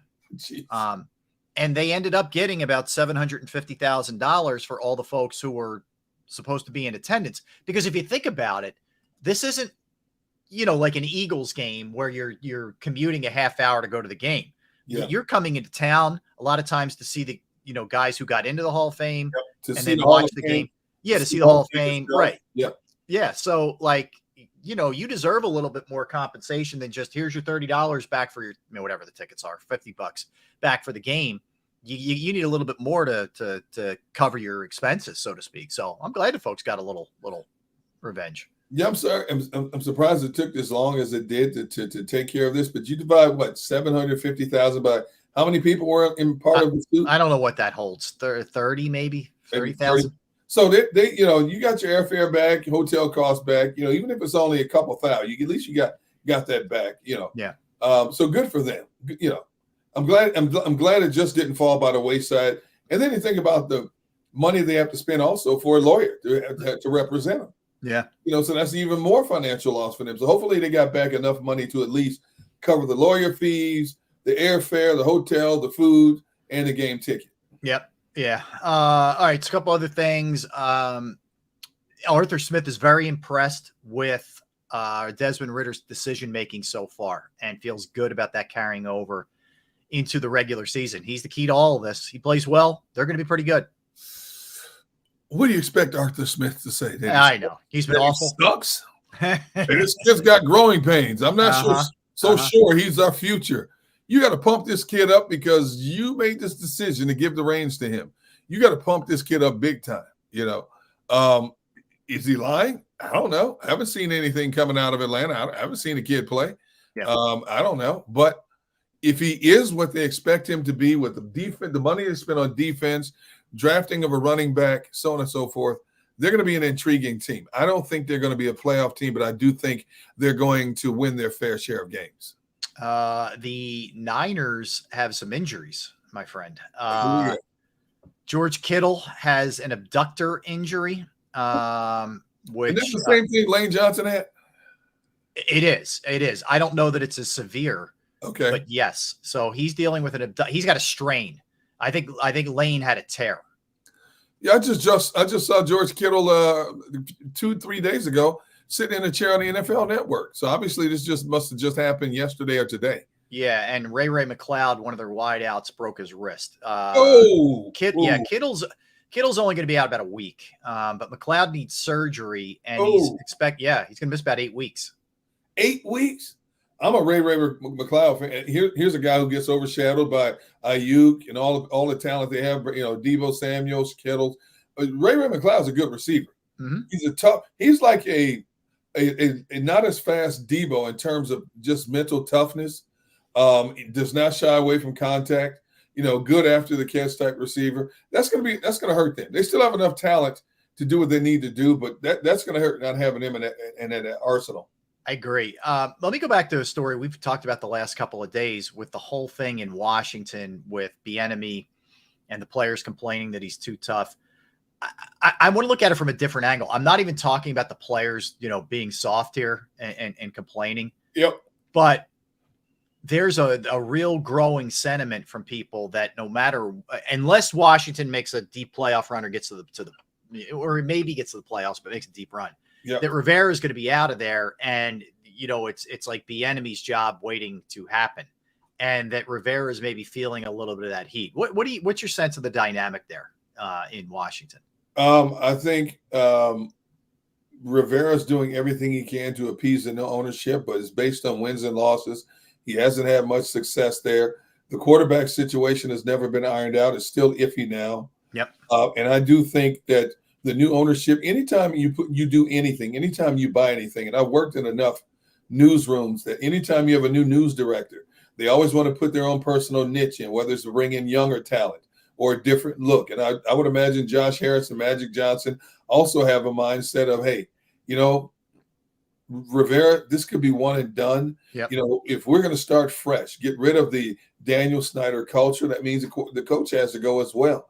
He didn't help himself coming out and saying what he said the other day and then trying to backtrack it yesterday. Yeah, it's a bad look. Yeah. If I'm a player and I'm the ones whose feelings are hurt because Eric Bieniemy is yelling at me too much, if I'm a free agent, then they're going to try to get out of there after this year. But that's fine because Bieniemy doesn't want those kind of players. I mean, what did Bieniemy say? Hey, look, I'm a yeller, I'm a screamer, I'm a loud talker. That's just me, but I get results. If he gets the results, then he'll find the type of players that he wants. And he better hope that this young quarterback is the quarterback that he wants to do it with. If not, they're going to be looking for a quarterback in the draft next year. But I feel for Rivera. Everything I've heard about Rivera, great gentleman, just a genuinely good guy, but just has not had the success that a head coach in the National Football League needs to have to sustain himself. Yeah, you hit on everything. I mean, the fact that you're inherited hurts you, number one. Number two, even if he wasn't inherited, look, they haven't had enough success. No. Whether that's his fault or not. They've tried different things. They tried Wentz. They did the Heineke thing. Like they've run through a bunch of different guys. And, and ultimately, it doesn't matter. Like all that stuff is just viewed as excuses. And they haven't won. And, I feel for him in the sense that it's really risky right now.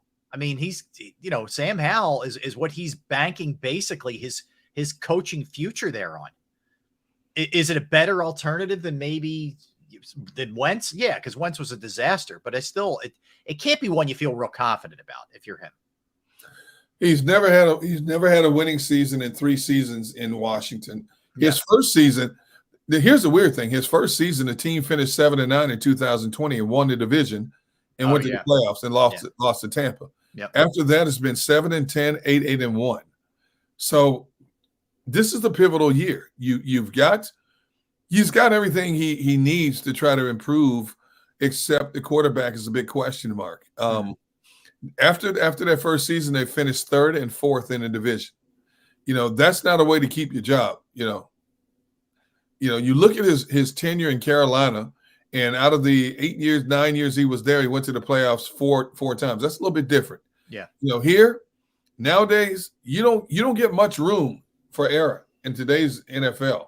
If I don't see immediate results, and I mean significant results, you're on the outside looking in, and who knows? We don't even know this aspect of it. He could be just mentally worn down and fried after dealing with Daniel Snyder for 3 years. I agree. Like, you think about everything that he's been through personally, right? He's overcome cancer. Think about that, right? So he's gone through that and all the Snyder stuff on top of it. Like, he's been through a ton. You're right. He would never say it, obviously, but he might kind of be where like Doug Peterson was in the last year here, where he was just kind of worn down a little bit and either needed a change of scenery, or maybe Ron Rivera is at a point in his life where he's like, let me go enjoy life a little bit. I don't know if I need this anymore. He may be that at that place. Yeah, take the year. I think he's a lifer football coach, whether he's a coordinator or a head coach. Sometimes you got to step back and take a breath and then go full steam the way Doug Peterson's doing it now. Yeah. You know what? You got the money. You don't need the money if you miss a year of income. True. Step back, enjoy your family, clear your mind, go golf, go fish, whatever you do, paint, whatever you'd like to do. Yeah. And, people have enough respect for you. You'll get some calls, maybe not as a head coach, but you'll get some calls as a coordinator. No question about that. Absolutely. All right. The Bills are in the midst, Derek, of erecting a new stadium that they're going to be playing in. Yep. And there's overrun on the project, up to $300 million, according to multiple reports on Tuesday. So it was initially supposed to cost $1.4 million. Okay, that's what we heard in March. Billion. to billion. B.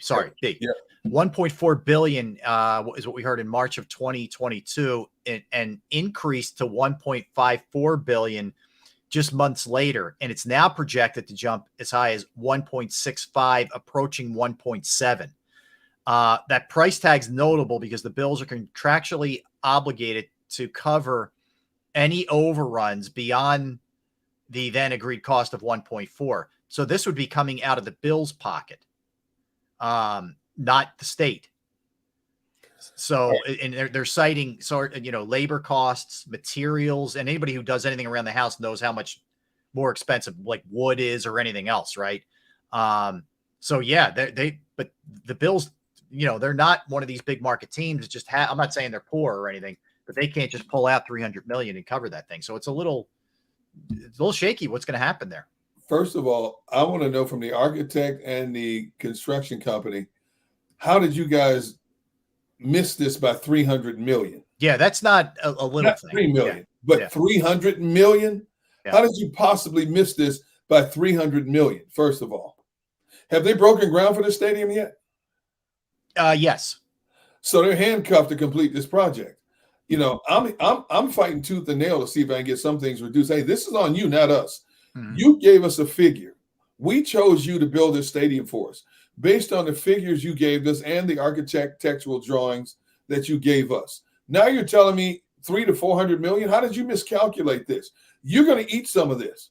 I'm not paying for all of this because we didn't agree to this. Yeah. Now, granted, every team in the NFL gets X amount of millions from the league every year in revenues, like 200 something million. So technically, if they wanted to, they could cover the cost, but they shouldn't have to. Yeah. We signed an agreement based on the projections you gave us initially. Now you're telling us we're off by 300 million? Yeah. And they funded this thing through, it's called the NFL's G4 loan program. The rest of the money is being raised through a first-time seat licensing fee for season ticket holders. So anyway, not that you get bogged down in this stuff, but you're right. My first reaction was, that's a real big oversight. Even if you're building something that's $1 billion, like that's 300 million. Yeah. I mean, to us, that's like you saying you needed the windows replaced in your home.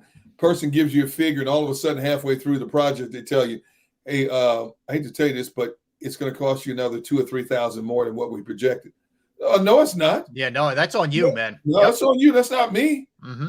Now, the only concern is if you hem and haw, you wonder if they're going to do the job properly after that, because you don't know what you're looking at as they redo it.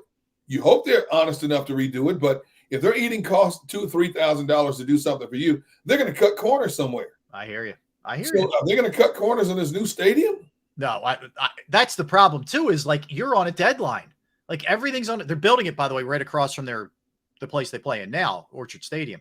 But I mean, that's the issue you have. It's like, all right, are we going to shut this thing down? Like, what are we going to do here? We they got to get it done.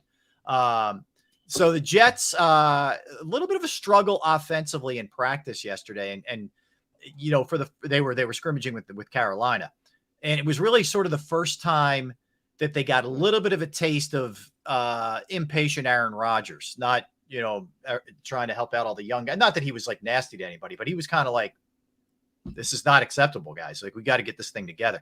That's okay too, as far as I'm concerned. If you need a kick in the ass, who else is going to give you a kick in the ass but Aaron Rodgers? So I'm fine with that. Isn't he the most decorated player in that entire roster? Not even close. Division? Yeah. If there's anybody who has a right to sound off, it's Aaron Rodgers. When you decided to make the trade for him, you knew what you were getting in Aaron Rodgers. Yeah. He's emotional. He's passionate. He's a perfectionist. And if he doesn't like something, he's going to sound off. How many times did we see sidelines during games, him yelling at the coach for something he didn't like, or a player going up to a player, you ran the wrong route. Why didn't you extend the route? Why did you cut it off? Hey, you want to win, and everybody's enamored with Aaron Rodgers. I look at Aaron Rodgers to the Jets like that old E.F. Hutton commercial. When Aaron Rodgers talks, people listen, and rightfully so, because he's done it at a high level more so than anybody in your organization. If you want to take your game to the next level, you're going to have to deal with Aaron Rodgers and just put up with it. Yeah. 49ers CEO Jed York is being sued for alleged insider trading and violations. Yeah, the federal securities laws, according to San Francisco Chronicle. 2 lawsuits against York are connected to his role with the board of CHEGG, CHEGG Incorporated, an educational company based in Santa Clara, California. Company's revenue skyrocketed during the pandemic with the boom of online coursework, but the revenue in the stocks plummeted when students returned to in-class, facility, when they went back to school, basically. So the stock prices peaked at $113.51 in February of 21, but they're currently trading at less than $11. The lawsuit claims that York made $1.4 million on the sale of 20,000 shares at artificially inflated prices. Anyway, so he's being investigated. If you remember, much more serious scale. One of the Texans owner is being investigated for sexual assault and rape charges. So in Kentucky or somewhere like that. In Kentucky, yes, correct. Yep. What is enough money for some people, man? Yeah, and how obvious can you be? Insider trading has been going on for years, but it's really come to the forefront, even in movies. Over the last 15, 20 years. Aren't you smart enough to realize that you have people in place now? They have certain factions in place who look at this stuff every day, watch it as a fine-tooth comb. Stock people, stock investigators who are you really that simple that you don't understand that? And why would you put yourself in that situation? Does an extra million mean that much to you? Really? Yeah. Now the problem is, you know what happens, Rob. Anytime that you have inside trader information, first of all, you're not just him. Who's the person that gave you the information? Number one. How many other people also got this information to make some quick bucks as well? So this story's far from over. No, believe me. Yeah, there's a lot more to come on that front. All right, this was pretty cool. As part of the NFL 100 list that they put out, Sports Illustrated had little audio snippets from certain players discussing other players. And I thought this was cool from Patrick Mahomes. He was talking about Joe Burrow, and he called him a stone cold killer. He said, when I face that guy, every single time, what he's bringing to the table. They've got us 3 out of 4 times. I got him the last time, but I know how good that guy is. So you saw that in the Netflix documentary too, how much respect those two had for each other, but in particular, Mahomes had for Burrow. Well, last year was the first time Mahomes had ever beaten Cincinnati. Yep. And you look at Burrow in those games. Look at those 2 games in the last 2 years they played Cincinnati. Tell you what, man, I agree with Patrick Mahomes. We're not putting Burrow in the same conversation yet, but I'm telling you what, man, that dude's got ice water in his veins and he can sling it. When you got a trio of receivers like he has, and you dropping dimes at these guys, man. I agree 100% with Mahomes. Burrow is that next dude. He's not Patrick Mahomes yet, but he's definitely that next category dude in the NFL rankings in terms of quarterbacks. All right, we're going to step aside, Derek. And when we come back, I want to give you a story on Phil Mickelson. I want to revisit Eagles practice today. I want to revisit the no-no last night and Nola going tonight for the Phillies. An updated on the Undisputed show as well. We heard yesterday that Richard Sherman was going to be one of the guys. There's more interesting names. Killer birthday list and good movies. So we got a lot of stuff in store for you as we roll into that final segment. That's Derek Gunn. I'm Rob Ellis. We're Sports Take, JAKIB Sports YouTube Network. Right back.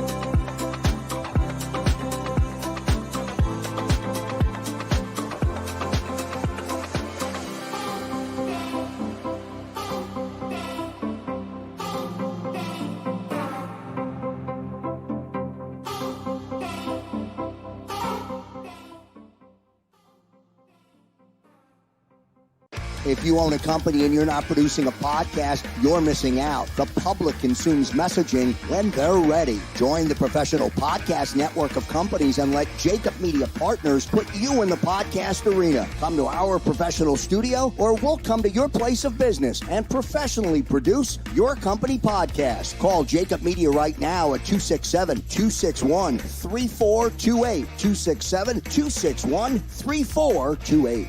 Heading down the shore, have a ball once more. here, imaginations run wild and time stands still. Because here, you can find the best of the Jersey Shore, all on one 5-mile island. So leave the old you behind and get lost in the woods. Wild, wild, wild wood days. Up with this anymore.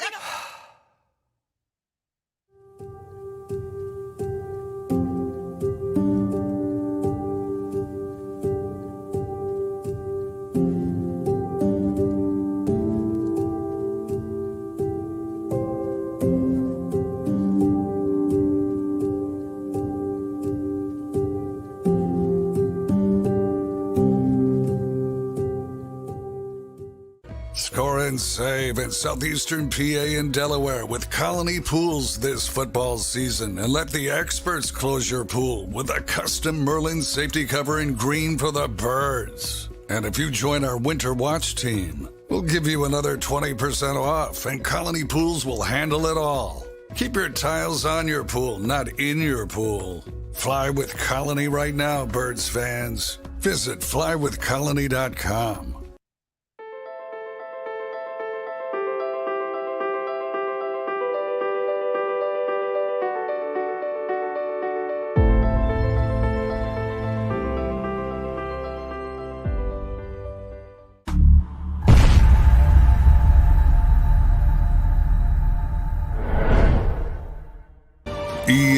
EAGLES, Eagles.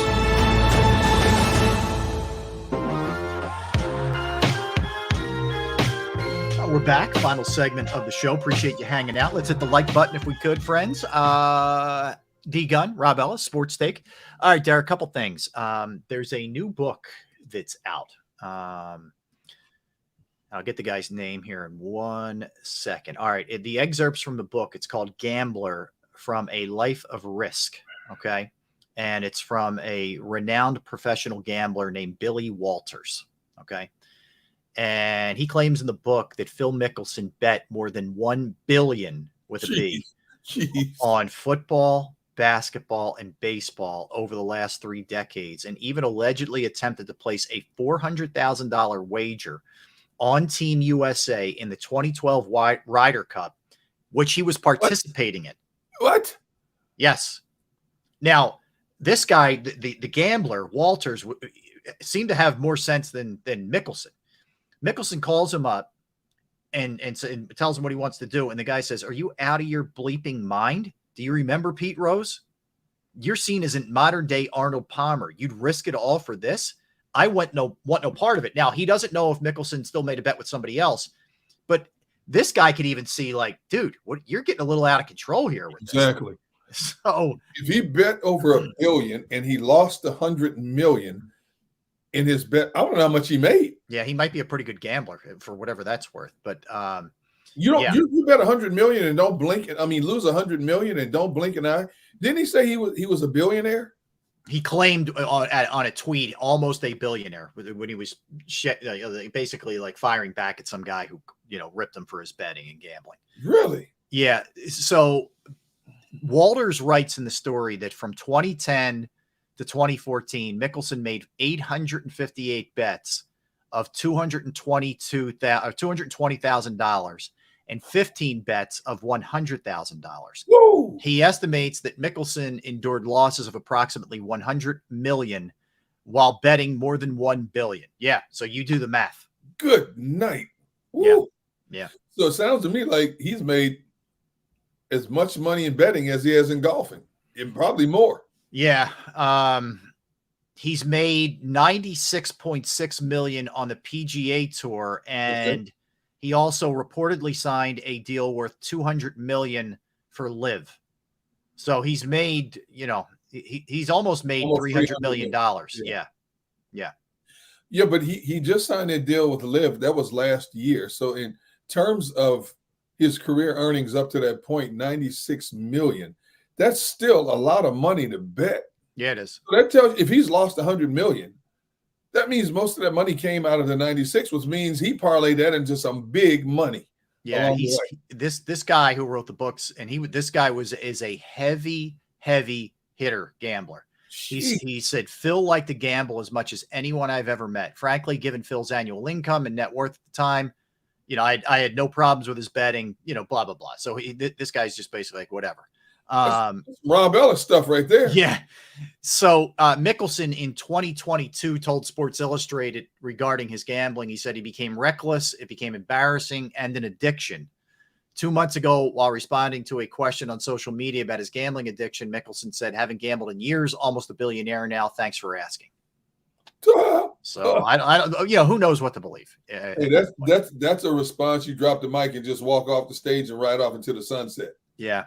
You know? So this guy Walters and Mickelson had a falling out. They had like basically a partnership until 2014, when it was revealed that federal authorities were looking into a series of stock trades they each had made. Jeez. They had a falling out because Mickelson refused to testify in an ensuing insider trading case against Walters. Walters was convicted of charges of conspiracy, securities fraud, and wire fraud. He got 5 years in federal prison. Woo! Yeah, but the charges were commuted by Donald Trump. And basically Walters says, I didn't do anything wrong. All Phil had to do was tell the FBI that. He refused to. And that's the end of that. They haven't spoken since. Oh, okay. So there's a lot going on here with these two. So this is like a retaliation move on his part. It seems like payback. Yeah. A little bit of a hit piece, if you will, right? Yep. But man, whew, a lot of money. That is a lot of money. All right. Undisputed. We told you yesterday how they're going to utilize Richard Sherman for, what was it, up to 150 shows, something like that? Yeah, I thought it was like 50 to 100. Yeah, 50 to 100. So there's a lot of shows that you're still going to have to fill, right? So the other names that they're looking at here, Derek. Yeah. Lil Wayne is okay. One. Rachel Nichols, formerly ESPN, is another one. Michael Irvin is another one. Yep. And Keyshawn Johnson. Now, as far as Irvin goes, he's still in limbo, right? Do you remember that stuff that went down at the Super Bowl? Oh, yes. Yes. Still has a major lawsuit out there. Right. He's got a lawsuit. I don't he still hasn't been cleared to go back for ESPN or NFL Network. So the thought is that's going to come to a head at some point, and then he'll jump over to FS1 and work for them if in fact he's able to get out of all that stuff. And then he'd be a part of that. Lil Wayne, who's been on there before, Rachel Nichols, whatever. And then Irvin and Keyshawn. Keyshawn, of course, got let go by ESPN recently. Yep. I think that's an outstanding collection of people to debate Skip Bayless. You know, Richard Sherman's not going to pull any punches no matter what. No. I can't wait to see those because Sherman is very intelligent, Stanford grad, highly intelligent guy, always spoke in his mind. Michael Irvin the same way. Here's the intriguing one. I think Lil Wayne is going to be interesting because I've seen Lil Wayne on different podcasts and shows. Very insightful, very knowledgeable about a lot of things. Mm-hmm. Will he get loud like Skip Bayless tries to get loud sometimes? I don't know about that, but Lil Wayne seems a little bit more reserved in his dialogue with people back and forth, even if he's trying to prove a point. Yeah. You know, how animated will he get? How much could Skip get under his skin? That remains to be seen. Yeah. So Tyler says, would Lil Wayne do that? I don't think he's going to be tied into a lot. Like, you know what I mean? He's not committing to doing this every single day. So I think it would work for him that he could do it around his schedule if he's touring. I don't know what Lil Wayne's up to, but I'm just saying, I don't think he'd have to be there every single day to have to do that as Skip would. They're basically following the same revolving door pattern that ESPN uses with Stephen A. now. That's what it would end up being.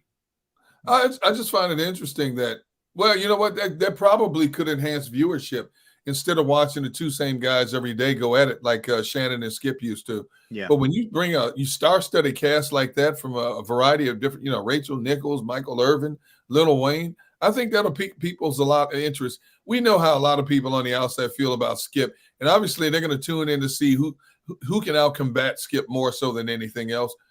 That's a good marketing move by FS1. And you could go seasonal with it to some extent. Like, Rachel Nichols, obviously basketball season. Yeah. I don't know how it really applies. I mean, Lil Wayne could probably, I guess you could hit everything with him, but Irvin and Keyshawn would be football, and you'd mix in some other guys as well, depending on what the season is. That's for sure. So I thought that was interesting. The big story obviously is Michael Lorenzen's no-hitter last night, and they win. I mean, just the amount of stories that were on top of the no-hitter. So no-hitter, first home run in a first career at bat for a guy who's 28 years old. Yeah. Nick Castellanos hits 2 on 2 pitches. Yep. His 200th of his career. Like, there was so many, and oh, by the way, the Phillies won. Like, there were so many things that went on in that game last night that were just unique and crazy and pretty cool. That you and I were thinking exactly the same way. Like, this type of stuff happens for a season that could be kind of unique. It could be special. Yeah, when you have all that. I mean, we've been waiting to see this all season long. Yeah, and it's, all of a sudden, the consistency has been there since last Friday. Yeah, even though they lost one game to Washington, but there's the big boppers are hitting now. Trey Turner has found his glove and his bat at the plate. As people go out of their mind, giving Trey Turner a standing ovation all weekend long.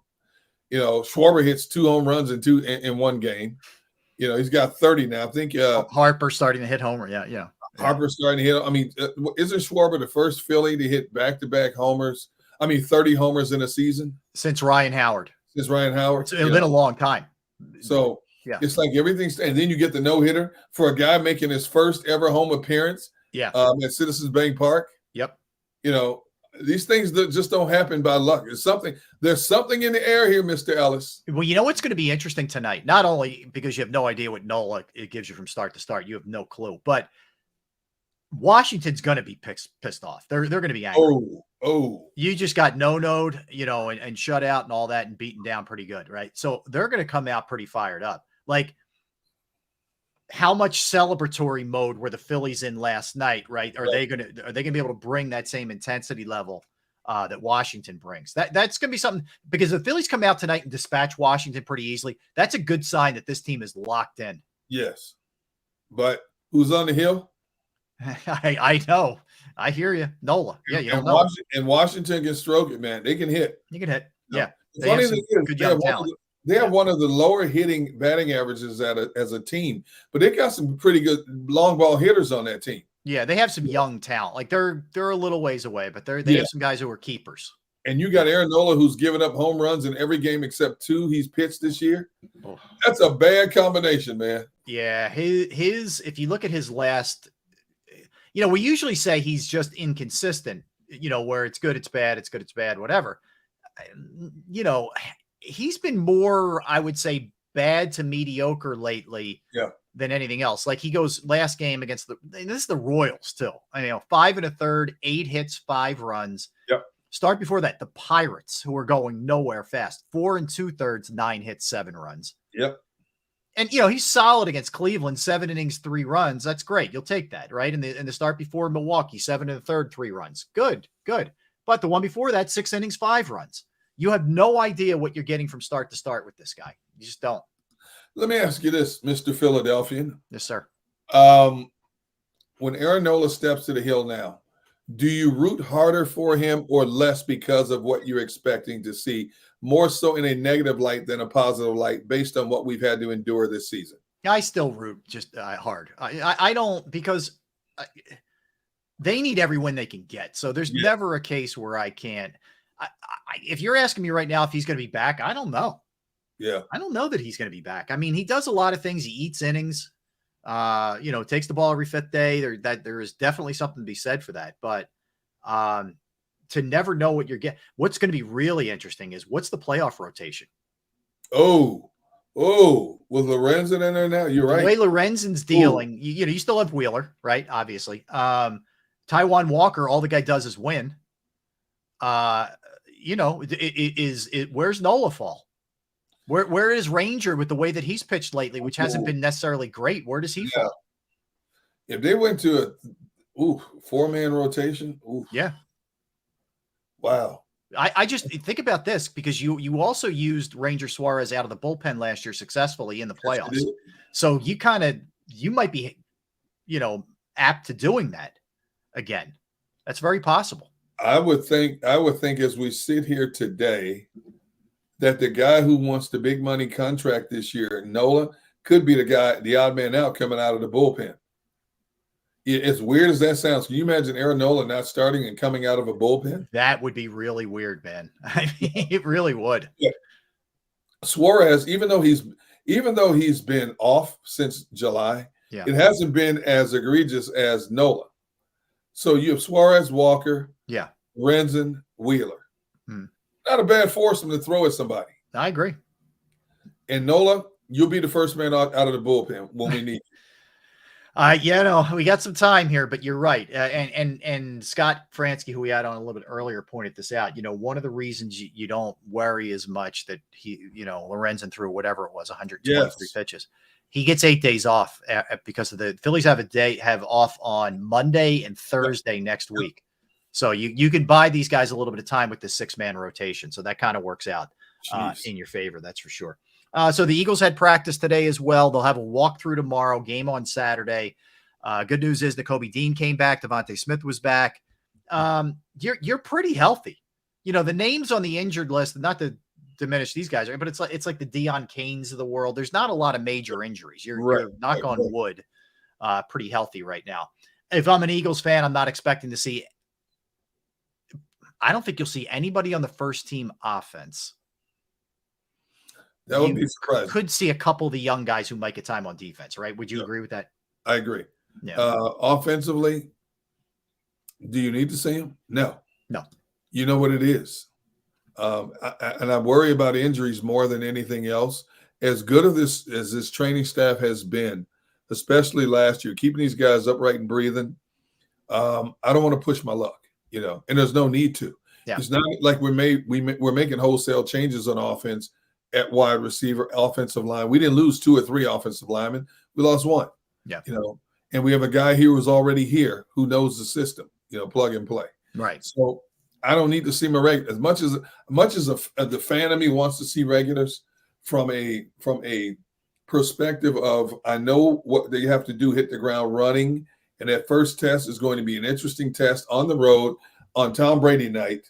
I need everybody able and willing that first game more so than I need anybody right now. Agreed. Hey, I don't know if Christy's still on here. I know she's no longer in Hawaii, but shout out to the folks in Hawaii, Maui in particular. Yeah. Have you seen some of these wildfires, Derek, and what's going on there? It's scary. It's scary, man. God, man, these poor people. It's awful. Dude, I can remember being in San Francisco years ago to cover the Eagles 49ers. Yeah. And when you got off the plane, you could smell the smoke. There was so many wildfires in San Francisco. Yeah. And at night, when my crew and I would be out, just walking like around Fisherman's Wharf, you look off in the distance across the water, and you would see nothing but an orange or red haze, red glare, and you see smoke rising above it because it was burning their bed, and you could smell it from that far away, the smoke. Yeah, you know what? I hope nobody is seriously injured out there in Maui. And hopefully they get this thing under control sooner rather than later because, the loss of life is bad enough. And then the second tier is everything that you've owned in your life. All the memories are gone, situations like that. Yeah, so we're thinking about them. Nice thing here from I think it's Remo.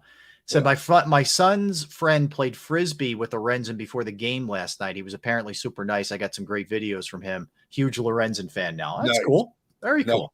That's what it's all about, man. That's for sure. All right, you ready to do some birthdays? Woohoo! Let's do it. It is birthday time. All right. Kylie Jenner is 26 years old today. And you would consider that strong. Okay. Right. She's not. Is she the one who dated Ben Simmons? I will hold that against her. Yeah, I think so. Yeah. Okay. That part I don't enjoy, but everything else is good. Yeah, the Ben Simmons part I could do without. Anyway, Antonio Banderas. One of my favorite actors. He's awesome. 63 years old today is Antonio. John Morant, big year for him to get his act together. Yep. It was Kendall. So I'm good with Kylie. Kylie, we're still good if you're listening. Kendall, I'm sure she could wait to hear that. I'm disappointed in you, Kendall. You can do better. Tell him to take a jump shot. All right. Anyway, where were we? All right. John Morant's 24 today. Angie Harmon, actress, 51. She was married to Jason Sehorn back in the day. Remember the Giant, Jason Sehorn? Oh, yeah. Herbert Hoover, the 31st president of the United States, was born on this day in 1874. Ryan Eggold, the actor, is 39 today. From Blacklist, great actor. Good actor. Jimmy Dean, the sausage man. Jimmy Dean. I enjoy a Jimmy Dean sausage. I am a big fan. So he's 28, also a singer. Devin Aoki, the actress and model, is 41 today. Strong. Oh yeah. Oh yes. Riddick Bowe, 56. Razor. Dalvin Cook celebrates the 28th birthday, still unsigned. Still taking off the Jets. The Jets are they're about at the end of their rope with this guy stringing him along. Yeah. He's going to talk himself out of a decent situation here because the Jets don't need a whole lot. He'd be a nice addition. Joe Douglas is not going to play this game for long with him. I agree. Get a payday and go for a team that can win. Yes. You know? All right. So Michael Bivens, Bell Biv DeVoe. Now you know. 55. The guy who created the Fender guitar, Derek, Leo Fender, was born on this day in 1909. You talk to a lot of great musical artists. Yep. They love the Fender, man. So he's a pioneer. Ronnie Spector, the great Ronnie Spector. What a voice. Born on this day in 1943 was Ronnie Spector. Andre Drummond, former Sixer, 30 years old today. Yep. Gus Johnson. I thought, and this is not a knock at Gus. I just, for some reason, because I thought he's been around a really long time. He's only 56. So I thought Gus was maybe a little bit older than that. But he makes a game fun. That's what I will tell you, listening to him. He can call my eulogy. I'm with you. Gus is on the game. I'm in. That's all I can tell you. Joanna Garcia Swisher, married to Nick Swisher, actress, is 44 years old today. Eddie Fisher, the old actor, I think he was married to Elizabeth Taylor at one point. He was from Philadelphia, was born on this day in 1928. Anybody else, Gunner? You got Lucas Till, 33 years old, who played in X-Men First Class. Jack Haley, who was the Tin Man and the farmhand Hickory in the original Wizard of Oz, was born on this day in 1897. Wow. Jeez. His son played in the NBA. Yes. Yep. Don Swayze, brother Patrick Swayze, who played in Urban Cowboy 65. Mm-hmm. Tom Laughlin, who played in all the movies Billy Jack. Remember those movies? Yeah. Tom Laughlin was born on this day in 1931. And great Milwaukee, Wisconsin native, I might add as well. There you go. Noah Beery Jr., the Rockford Files, was born on this day in 1913. He played his father. He played his dad. Yep. Red Holtzman, former coach. Yeah. Was born on this day in 1920. Okay. Gino Torretta, former quarterback, 53 years old today. Miami Hurricane. Former boxer Michael Doakes, born on this day in 1958. Rosanna Arquette is 64 today. Yep. Let's see here. Samari Rowe, former NFL player, 47 today. Mm-hmm. John Starks, former NBA. I didn't know he was 58 already. 58. Yeah, he was at a lot of Knick games this year when they got on that run in the playoffs. You saw Starks in the stands a lot, so that was cool to see him there. Yeah. And finally, the man who invented the board game Monopoly, Charles Darrow, was born on this day in 1889. Although there's some discrepancy depending on who you talk to. The game was called something else. He revamped it and called it Monopoly. Really? So some people give credit to another group of people who invented the game, and then there's another faction of people that give credit to Charles Darrow for improving the game and calling it Monopoly. I would guess my man made some cash off of that. Well, considering he was born in 1889, maybe by that standards. Yeah. Maybe his family's done pretty well off of it. Well, yeah, but think about how popular the game still is. I mean, we still play the game occasionally. Totally. Yeah, totally. I know. I agree with you. All right. Let's go movies. The Help, great movie, 2011. Awesome movie. Great movie. Black Klansman, 2018. Another one. Yeah. Spectacular. Yep. The Meg, 2018. So there's a new one out now, but that was the original, 2018. One of the reasons I don't go above my knees in the ocean anymore. Yeah, listen, you see some of those trailers, that'll keep you on the beach. Rush Hour 3 was 2007. Do you realize Rush Hour 3 has one of the greatest dialogues in the history of movies? When Chris Tucker is talking to the sensei for that, the sensei of that dojo, And what's your name? Who? No. Who are you? No. Yeah. It's like Abbott and Costello. Who's yeah. on first? What's this? And then they go, who are you? Me. No, not me. No, I'm me. Yeah, And he's yeah. who? And, dude, every time I see that clip, I'm dying laughing. I'm gonna whoop everybody in here. Yeah. Red Dawn, 1984, very much a movie of its time with the Cold War. Patrick Swayze. Yep. 2001, American Pie 2. Yep. The Campaign from 2012. Yep. Born Legacy. That one. Was that Damon or was that Jeremy Renner? That might have been Renner. That's a good question. Not sure. That was 2012. Elvis Meets Nixon, 1997. You got any other ones?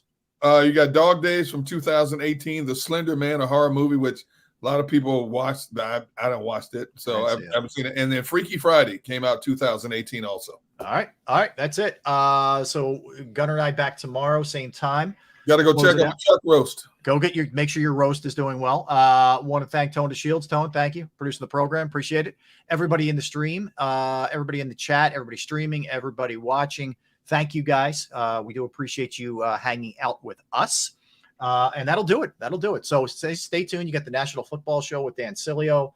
That's coming your way for 3 hours. And Derek and I are back tomorrow. We'll recap the Phillies. We'll recap the Eagles walkthrough, get you set for the game on Saturday. And we will dive into the AFC West, Derek. That'll be our division tomorrow. All right, everybody, have a great day. Stay safe. We'll see you tomorrow. He's Derek. I'm Rob. We're Sports Taken.